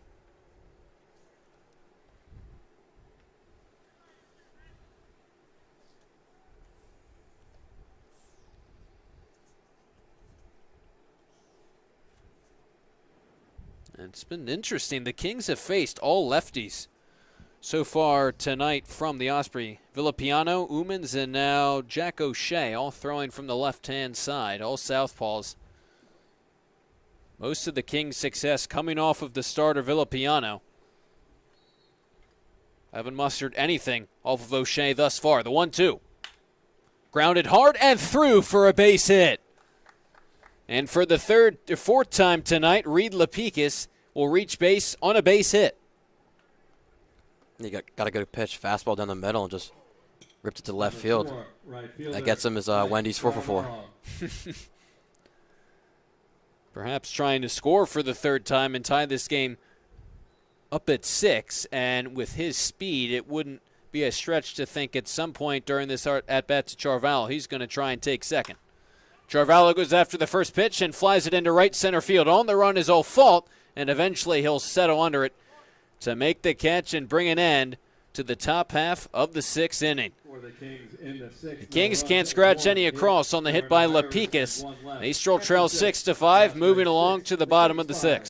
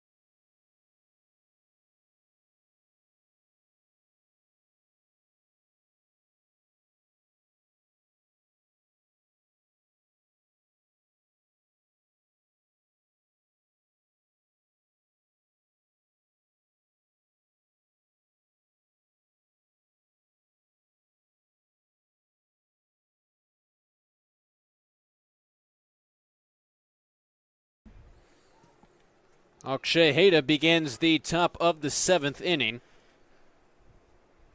Enters 0 for 1 with 2 walks and faces Terwilliger for the first time, who's on in relief for his 2nd inning of work.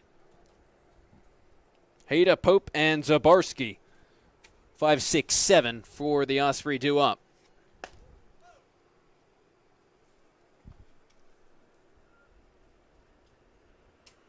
Terwilliger 3 up, 3 down in the 6th, including 2 strikeouts, and what was a much-needed shutdown inning for the Kings.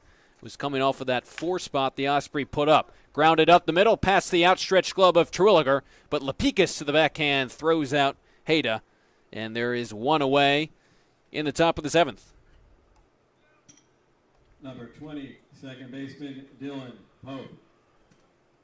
That's the best way to get back into rhythm for Lapicus. Give him up 2 errors and then gets a good play right there, so he can get back into rhythm now. Yeah, looked very comfortable on that last ground ball. Perhaps that last shutdown inning by Terwilliger really helped settle down the Kings. Tied up Pope right there. It's 0-1. Challenge will now be for the Kings to strike back. They'll have 3 innings to do so.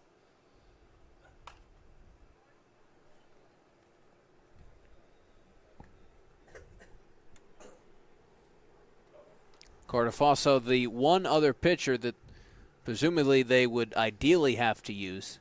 Again, they have other options besides that, but keep in mind they're playing a doubleheader, as we've mentioned, on Saturday. Cartafosso is getting loose in the bullpen. Knew all along that he was originally going to be the closer here tonight, but when he is going to come in, depending upon what the 3 arms in front of him did. Terwilliger trying to give him some length out of the pen after Kazi lasted just an inning. And before that, Greenzang threw a solid 4. And the errors have been the story, at least when the Kings have been in the field. Probably the single biggest reason why they trail in this game. It's now a full count on Dylan Pope, who struck out, walked, and flown out so far here tonight. Chops that one foul. Remains 3-2.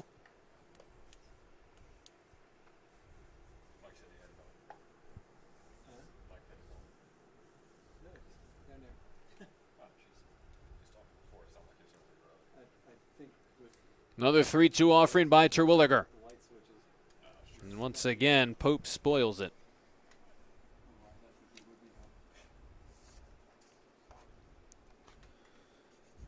Five hits and 16 at-bats for the rising sophomore at Arcadia. .313 average. Didn't appear in any games at Arcadia this his freshman year, this past spring. And engaged in a good battle right now with Terwilliger.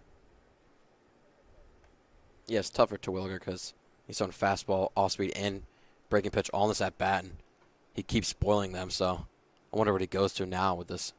What is this, 4th 3-2 pitch? Yeah, Pope's done a nice job to spoil the previous 3 offerings off. It's Owen Whalewander now behind the plate, replacing Lombardi. Been their past few innings. Another 3-2. Swing and a miss. Terwilliger wins the battle and sets down Dylan Pope for the 2nd out in the 7th. That's a hell of a slider. Low and inside on the corner and just got him swinging way in front.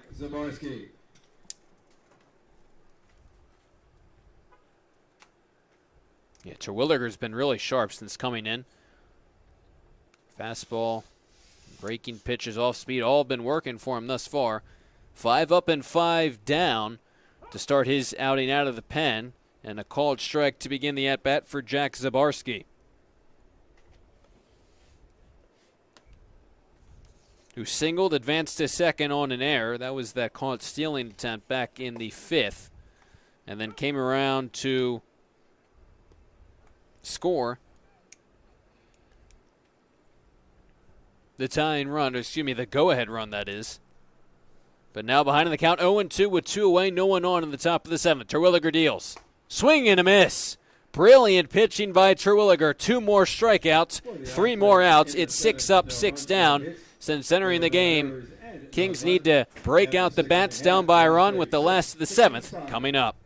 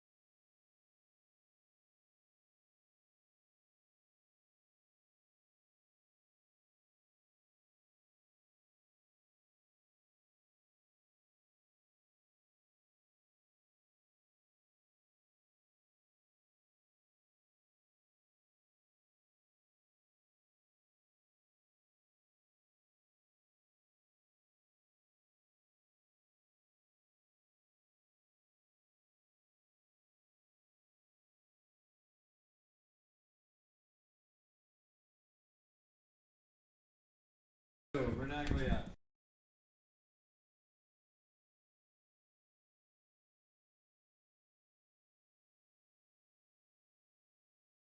Sestowicki. With the Kings in search of the game's tying run at 6, the Osprey will turn to a new pitcher in Joseph Vernaglia. The 4th left-handed pitcher they've used. All 4 pitchers for the Osprey tonight have been southpaws. Vernaglia, the Mount St. Mary College product in what will be a sophomore season in the fall, faces Justin Sestowicki to begin his outing out of the bullpen.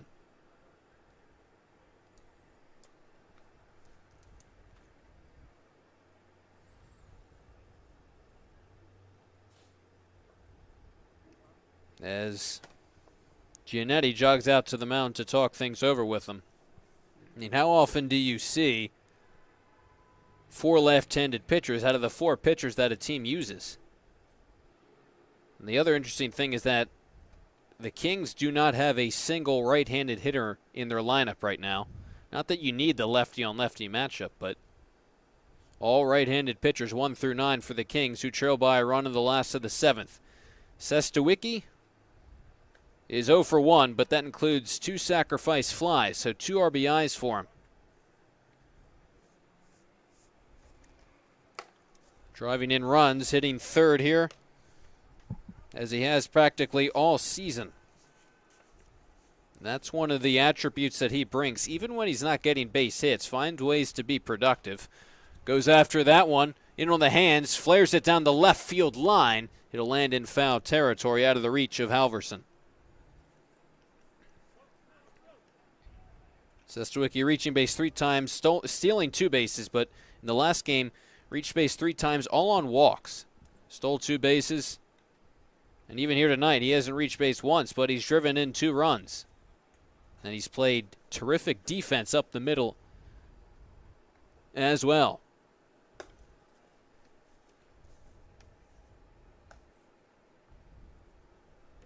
Sestawicki, Stemhagen, and Taneski.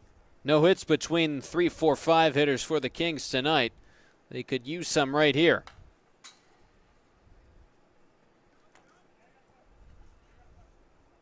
And that's something we've really talked about, is how if the middle part of this Kings order could really get it going, how beneficial that would be for them, because all 9 hits have come either from the top or the bottom of the order.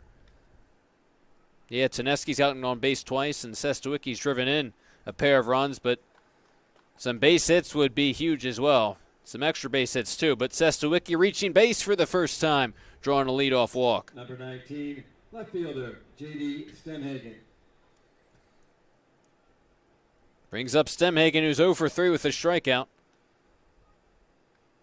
Try and continue that hitting streak. Sestawicki takes off, but that pitch is fouled back from Stemhagen. Sestawicki will have to come back. Could definitely be the start of something for the Kings. Got a man on first, no outs. We saw this earlier in the game when they had no outs, but men on base. They're very good with the bats. Now let's see what they do now. 2 stolen bases for Sestawicki on Tuesday night. Stolen bases have been a theme here tonight. Good speed on it first. Sestawicki stays put. And that pitch catches Stemhagen off bounce, and it's 0-2. Yeah, and all these stolen bases are coming off lefty pitchers, so their leads on first base are definitely shorter. So this is basically come down to the pitcher's motion or the catcher's not throwing hard enough. A throw over to first almost sails over the head of Strauch, but able to reel it in. Gets a thumbs up from Vernaglia on the mound, who deals to Stemhagen on the outside corner for a called strike 3. Big first out there. Stemhagen now 0 for 4 as Taneski steps up to the plate. That's a tough one right there. That was absolutely painted on the outside corner. Could have tried spoiled it, but just looked at that one. Kings could now use a big hit from Taneski, who's reached base twice via the walk, but looking for his first hit of the evening. Zane actually pitched against the Osprey on Tuesday. He's got a high 80s fastball on the mounds. He's headed to St. John's to play in the field. This big, powerful bat in search of his first homer of the year.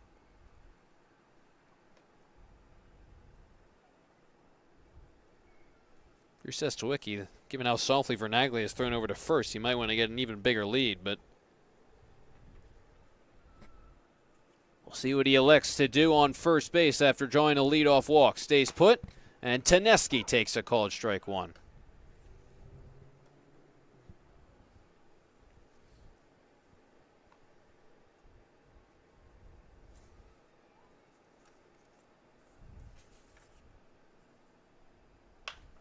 Taneski gets under that one, sends it into center field, where Smith will run it down and retire Taneski for out number 2.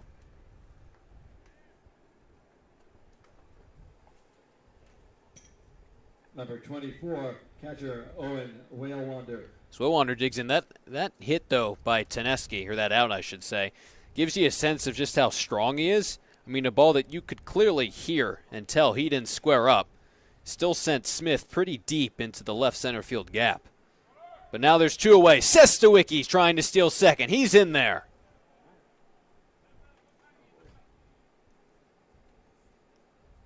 Scary throw, too. Almost a couple inches off hitting. Sestawicki. Now, we've talked about how the catchers really haven't been able to gun down any of these base runners, but a lot of it has also been on the pitchers for both of these squads. Really haven't been able to keep the runners on at first effectively, whether that's through throwing over enough or changing their looks on the mounds. A lot of these stolen bases for both squads tonight have come off of the pitcher. Even though it looks like it's come off the catcher, it's come off of the pitcher. And now an opportunity for Owen Whalewander to tie the game up at 6. Sestawicki on at second. Great speed. Whalewander, his second at-bat after replacing Lombardi, grounded to second his first time up. 0 for 4 with a walk and a strikeout on Tuesday night. He struggled so far this summer, entering play 1-19 and at .053 average. But a solid part of this Lehigh Mountain Hawk lineup in the spring. Good patience at the plate. It's 3-1. The DH Zukowski. Next to hit for the Kings. The 3-1 to Walewander. Tap to second. Nice spinning play by Pope. And he'll make the throw to first. Great job to range to his left and get Walewander to end the 7th inning. The Kings get a runner in scoring position but can't bring him home. Moving ahead to the top of the 8th inning, it's a 6-5 Osprey lead.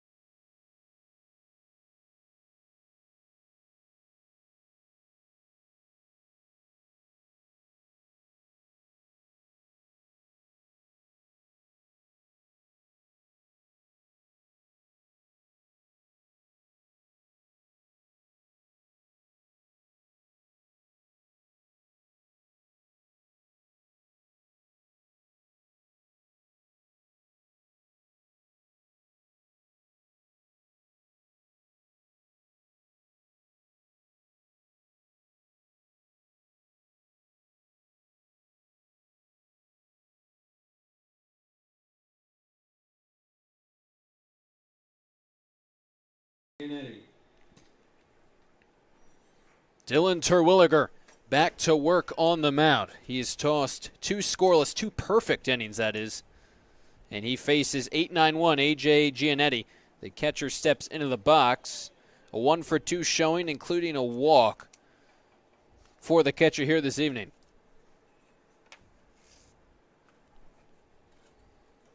My apologies, correction. Cartafalsa on the mound now for the Kings.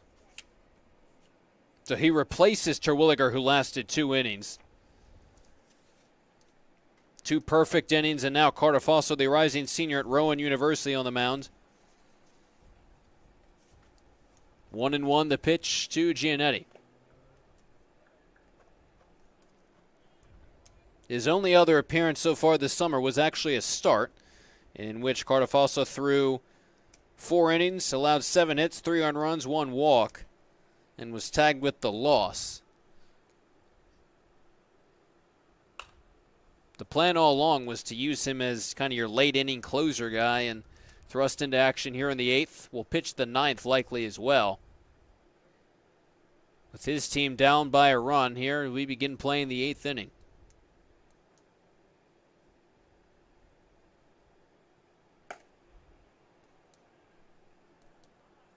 Count now full on Giannetti. And you got to commend, even though he's not in the game anymore, the job done by Terwilliger. Placing Kazi after just 1 inning of work and shutting down this Ospreys lineup. This one is grounded to short. Sestuecki gets a tough hop and can't make the play.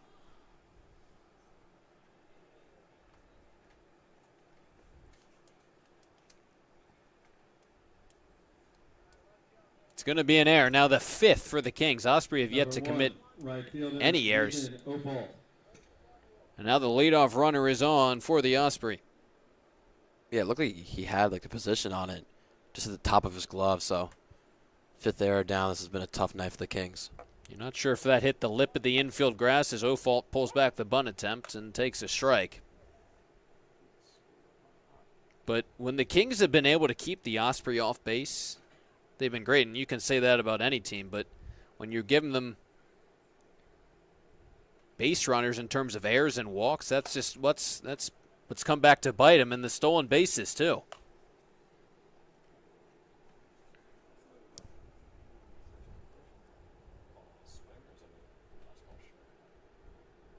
Ofault has pulled back the past 2 bunt attempts, but both pitches have been strikes, so now 0-2. Ofault will swing away and swing and miss. Good job by Cartafalsa to retire Ofault swinging. And Halverson steps into the box, top of the order for the Osprey.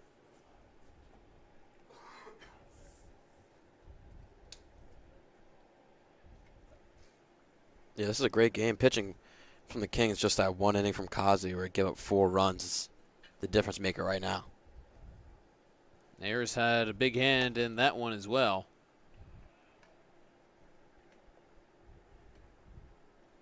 Seven, 8, 9 due up for the Kings in the bottom of the inning. So if they can't scratch any across there, they're at least set up nicely in the 9th with the top of the order. As that pitch is lined foul.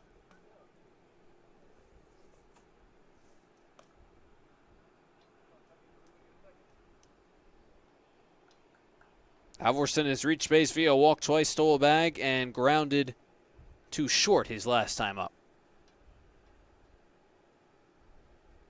Waits on a 1-1 pitch and glances out of the way. Now 2-1.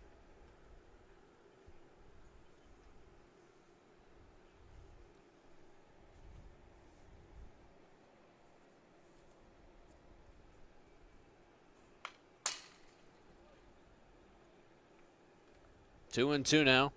It's nice knowing if you're the Kings that you have a guy in Cartafalsa who can both start and come out of the bullpen in games. That's what he's doing here tonight, but started his previous game.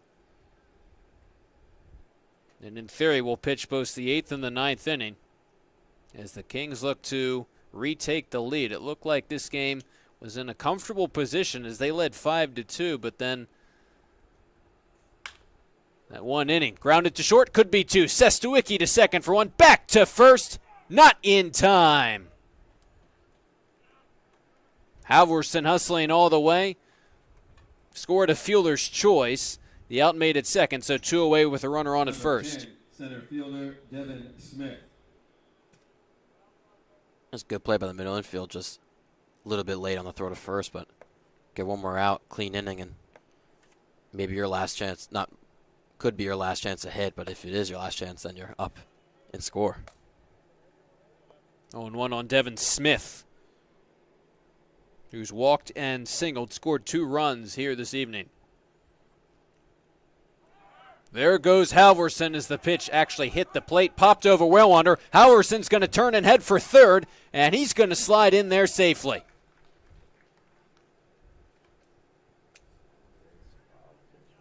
Boy, a tough break. It's a wild pitch. Halvorsen would have been, it is his second stolen base. Looked like he would have had second stolen, but then looked like the pitch hit the plate and it hopped all the way to the backstop. Nothing really Wellwander could do. In on the hands and a jam shot pop-up. Lapikis moves in a few steps and makes the catch. Ospreys get a runner to third but can't bring him in. Nice job by Carter Falso out of the bullpen, throwing the shutout 8th inning. The Kings trying to break out the bats here as we approach the last of the 8th.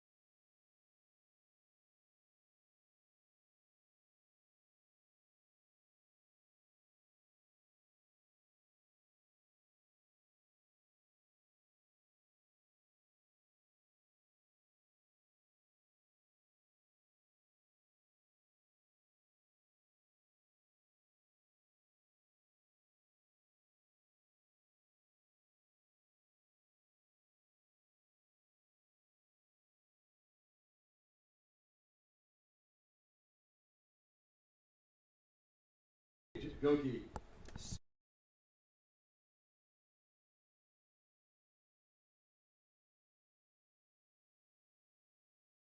Connor Stakowski. As we begin the bottom half of the 8th inning here at Moody Park in Trenton, take the Kings down by a run against the Osprey, who, what do you know, throw out a right-handed pitcher, Sage Goki, replacing the 3 previous southpaws used by the Osprey here this evening. Replaces Jack O'Shea, who did a terrific job out of the bullpen in relief. And now Goki, the rising senior at Arcadia, deals to Connor Stakowski low for ball 1. This is Goki's second appearance this season, both out of the pen. In on the hands and fisted out to second. Nice play by Pope to retire Stakowski for a quick out number 1. Yeah, like I said, and on the hands, just didn't get in front of it. That's why I pushed it over to second base for a ground out. Back to Goki briefly. 3 in the 3rd inning spits, 1 earned run, 3 strikeouts in his first appearance. Didn't appear in any games at Arcadia this past season, being his junior year, which is a little surprising considering all the way as an upperclassman now. Still looking for that appearance, but a terrific senior season all the way back at Jackson Memorial in high school. Won the Ocean County Baseball Tournament and had a 1.22 ERA his senior campaign. Trying to shut down this Kings offense here, at least in the 8th inning. Marco Menino behind in the count, 0-2. Waits on the pitch and tops this one to shortstop. Minnick, the glove, the throw, and the out at first base. It's now up to the 9-hole hitter Tyler Provost, who is 1 for 3 this evening. Center fielder Tyler Provost. And the Kings haven't scored a run since all the way back in the 4th inning. And that's just been incredibly surprising considering how well this offense was doing early on. No difficulties, despite some of their early season struggles. It was a very productive first 4 innings, scoring all 5 of their runs, and it's been incredibly surprising because they haven't really even threatened the past number of innings. They've got some base runners on, but not too many jams that they put these Ospreys pitchers in, many of whom who have struggled early on this season, and now they risk losing their 2nd straight game to this Ospreys squad.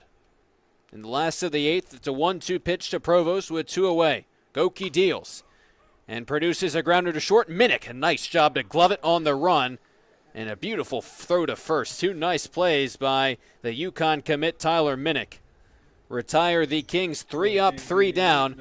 Moving ahead to the 9th. The Osprey still up by a run, 6-5. The Kings 5.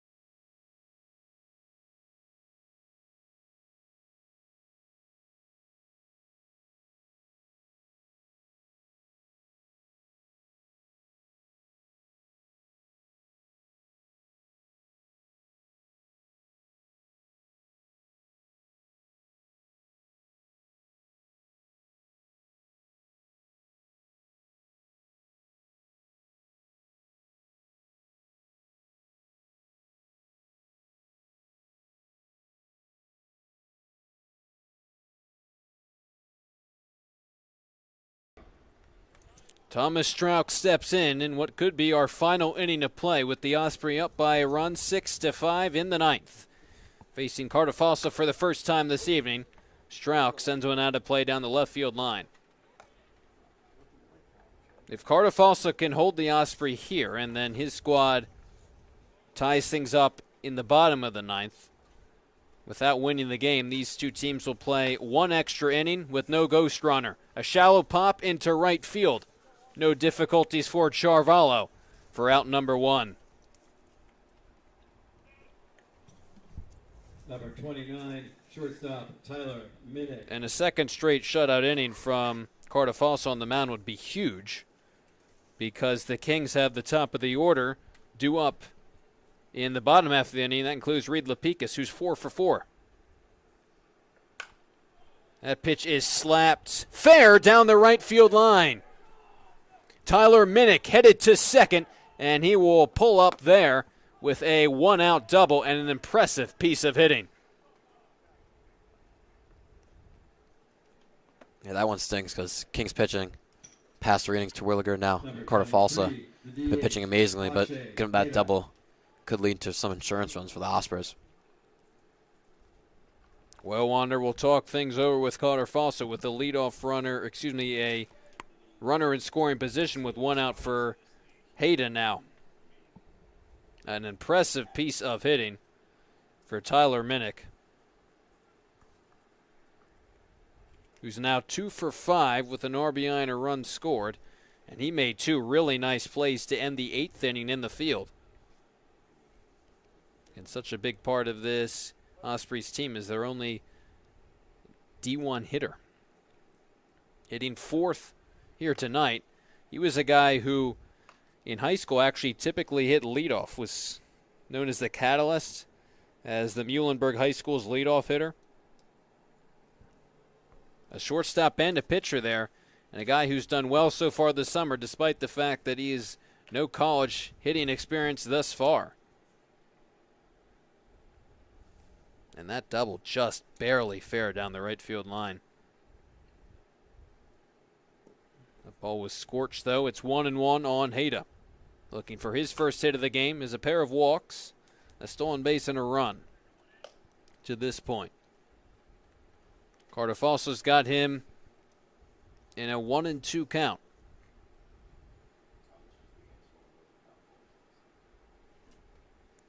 Would be huge to bounce back here from giving that double to a strikeout. The designated hitter Hayda comes up empty on that hack. Retired on strikes. Big strikeout for Carter Fossa, and there's 2 away. Number 20, second baseman Dylan Pope. Trying to retire Pope and give his guys a crack at things in the bottom of the 9th.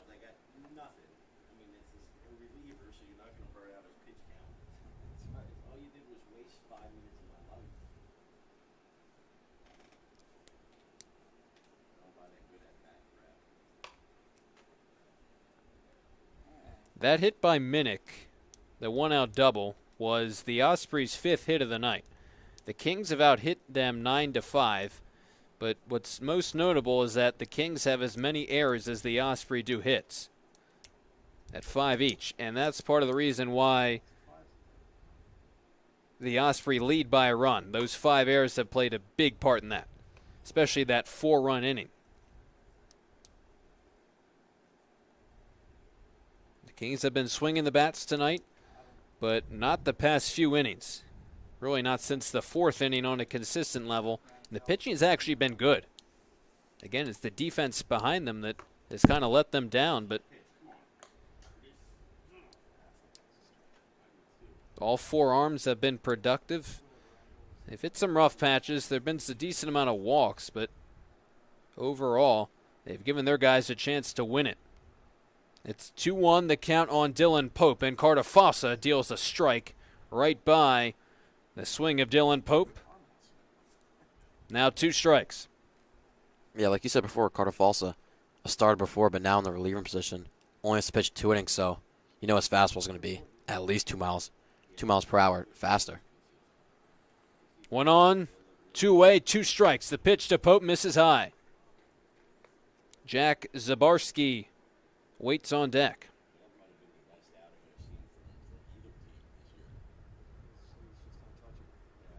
Carter Fossa looking to get out of trouble, give his guys a chance to at least tie the game in the bottom of the inning. As Pope spoils that offering, still 3-2. And again, 1, 2, 3, Lapicus, Charvalho, and Sestowicki due up for the Kings in the bottom of the 9th. Carter Fossa trying to give his guys an opportunity, trailing by just a run. Certainly doable, especially given the production at the top of the order today for the Kings. Another 3-2 pitch. That one is lined softly over the head of Lapicus for a base hit. Charvalho's throw to the plate is not in time, as getting under the tag is Tyler Minnick, scoring from second. And the Osprey add an insurance run at 7-5. That is an amazing throw from right field. Just couldn't get the tag on. Even better slide from Minnick. Jack Zabarski. Yeah, that throw from Charvalho was definitely in time. But it looked like that Minnick kind of sliding around the tag of Whale Wander. And that's big, because instead of making the last out at the plate and being down by just a run, you're down by 2 now, and there's another runner in scoring position for Zabarski. A big RBI single by Dylan Pope and a big insurance run. Yeah, that's a slide I used to practice all the time in Little League. It's when you go past and then you grab the plate, except that when you're at a home plate, you can just go past and just touch it.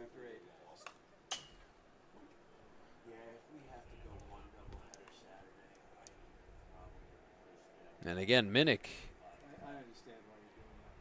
wouldn't say he's necessarily the standout tonight for the Osprey, but all around, what a job he's done, especially the last few innings.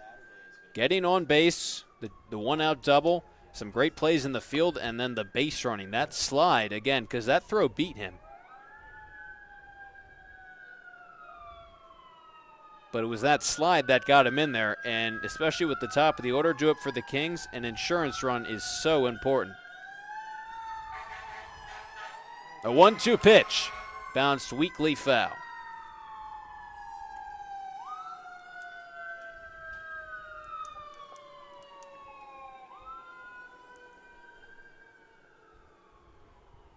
Zabarski trying to reach base for the second time tonight. 2 flyouts, a strikeout, and a base hit. With Dylan Pope leading off of second, and Carter Fossa dealing on a 1-2. This is hit to second under the glove of Lapikis. Pope getting the wave around third. The throw to the plate is not in time. Hops over the head of Whalewander. Trotting down to second is Zabarski. And it's another insurance run for the Osprey.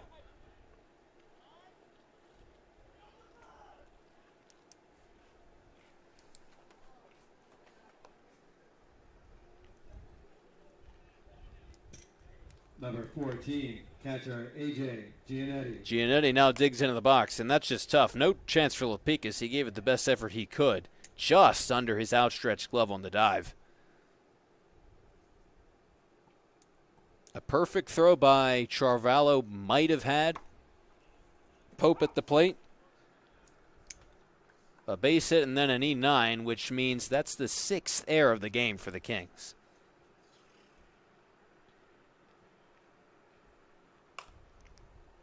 And this is the last thing you wanted if you're the Kings. Set up in a decent spot, down by just a run with the top of the order coming up, but now down by 3. And you've been shut out the last 4 innings. Much more challenging, and Carter Fossa still has to contend with a runner in scoring position.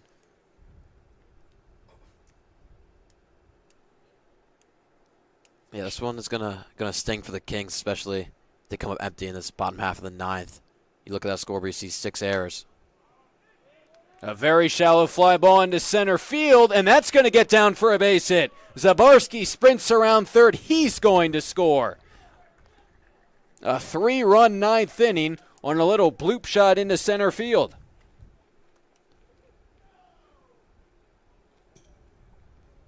Number 1, right fielder Nathan Opal.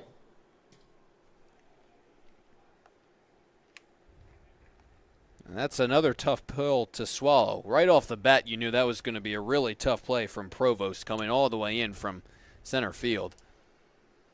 And neither Sestowicki nor Lapikis at the middle infield spots were really in a position to kind of run out and make that catch. And they frankly were closer to that ball than Provost was. Yeah, this one hurts for Carter Fossa. He had a man on second, 2 outs. Still a 6-5 game, and now, after a couple of hits, makes it 9-5. Hoping to retire the 9-hitter Ofault,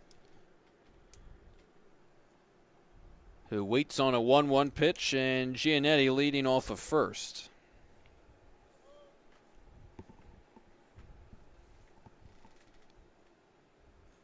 We'll see if the Osprey elect to stick with Sam Goki, who pitched a flawless 8th inning. Sage Goki, that is. He's given now a 4-run cushion, with the Ospreys still possibly looking to add on. Will not be able to, though, is Carter Fossa finally able to get out of the 9th inning, but not before the Osprey adds some insurance and then some. 3 runs cross the plate on 4 hits and then an error for the Kings. The Osprey in position to take this one as the Kings are down to their final 3 outs coming up.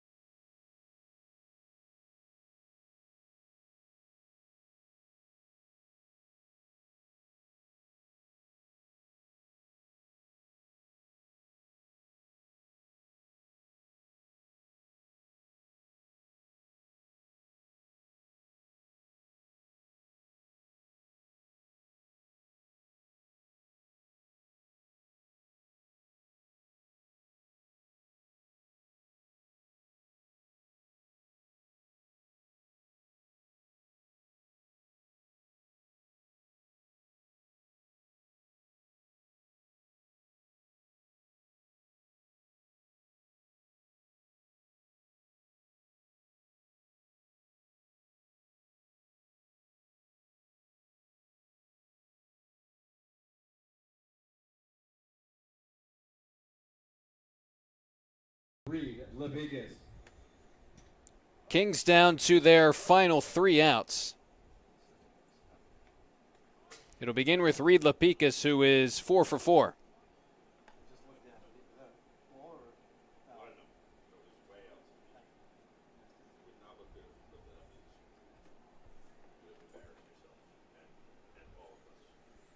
If there's a guy to get anything going, a rally for the Kings, it's this guy, who's 4 for 4, including a triple. He scored 2 runs. Sage Goki out for his second inning of work. 3 groundouts in the bottom of the 8th. It's 2-0. And now 3-0 in Lapicus. If you're Goki, even though you probably don't want to throw strikes to Lapicus, the last thing you want to do is put guys on via walks and give the Kings base runners for the heart of this order. Goki, the rising senior at Arcadia, trying to seal a 9-5 Ospreys win. That get a piece of Lapicus? Looks like it did, so he'll head down to first. He has reached base all 5 times here tonight. Right fielder Mike Charavallo. Leadoff man is on for the Kings for Michael Charvallo.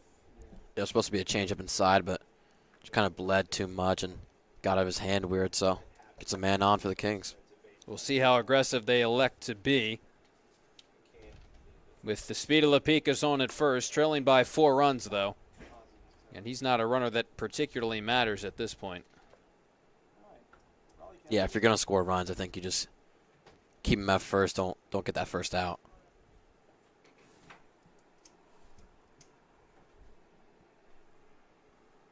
Charvallo has 2 base hits and 2 flyouts here this evening. He slaps that one into left field. That's going to be trouble. Halverson on the run. He can't make it. It one hops off of the wall. Lapicus headed to third. He's there easily. Charvallo reaches second on a booming double.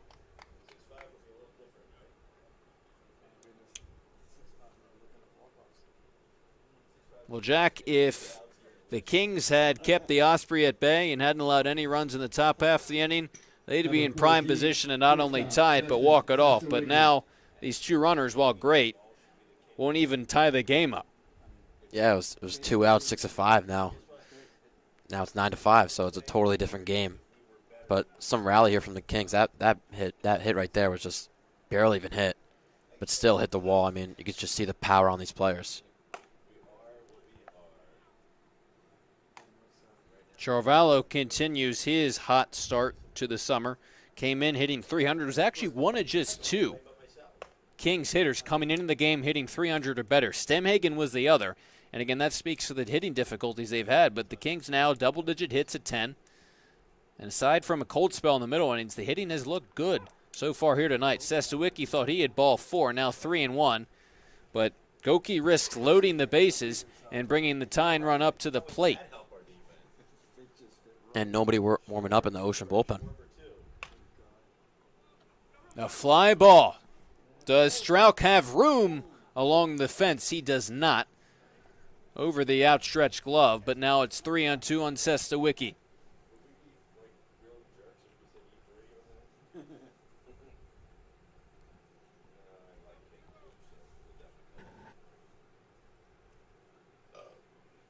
The Kings trying to tie things up, but they have their work cut out for them, down by 4 in the last of the 9th. Another pitch to Sestawicki. He comes up empty. A big strikeout of the Kings' number 3 hitter, and a big out number 1 for Goki.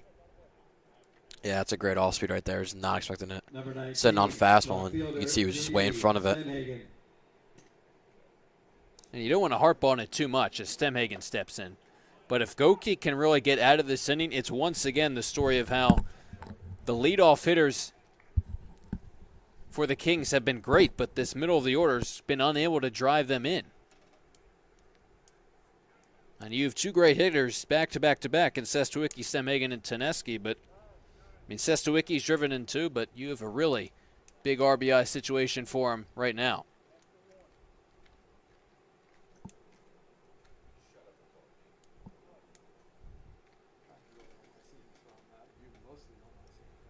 An 0-1 offering to Stemhagen. A breaking pitch that is sent foul. Stemhagen 0 for 4, 2 strikeouts as well.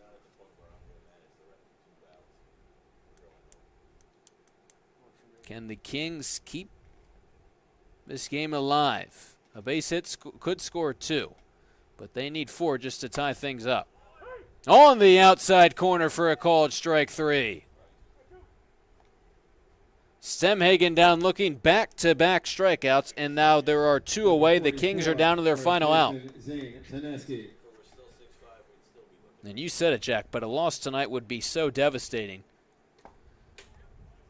Given a lot of things, given how a loss would move the Kings to 1-8 last in the conference, and also how the Ospreys' 2 wins then would be against this Kings team, and the Kings need to get these wins against teams that are on paper at least not as good.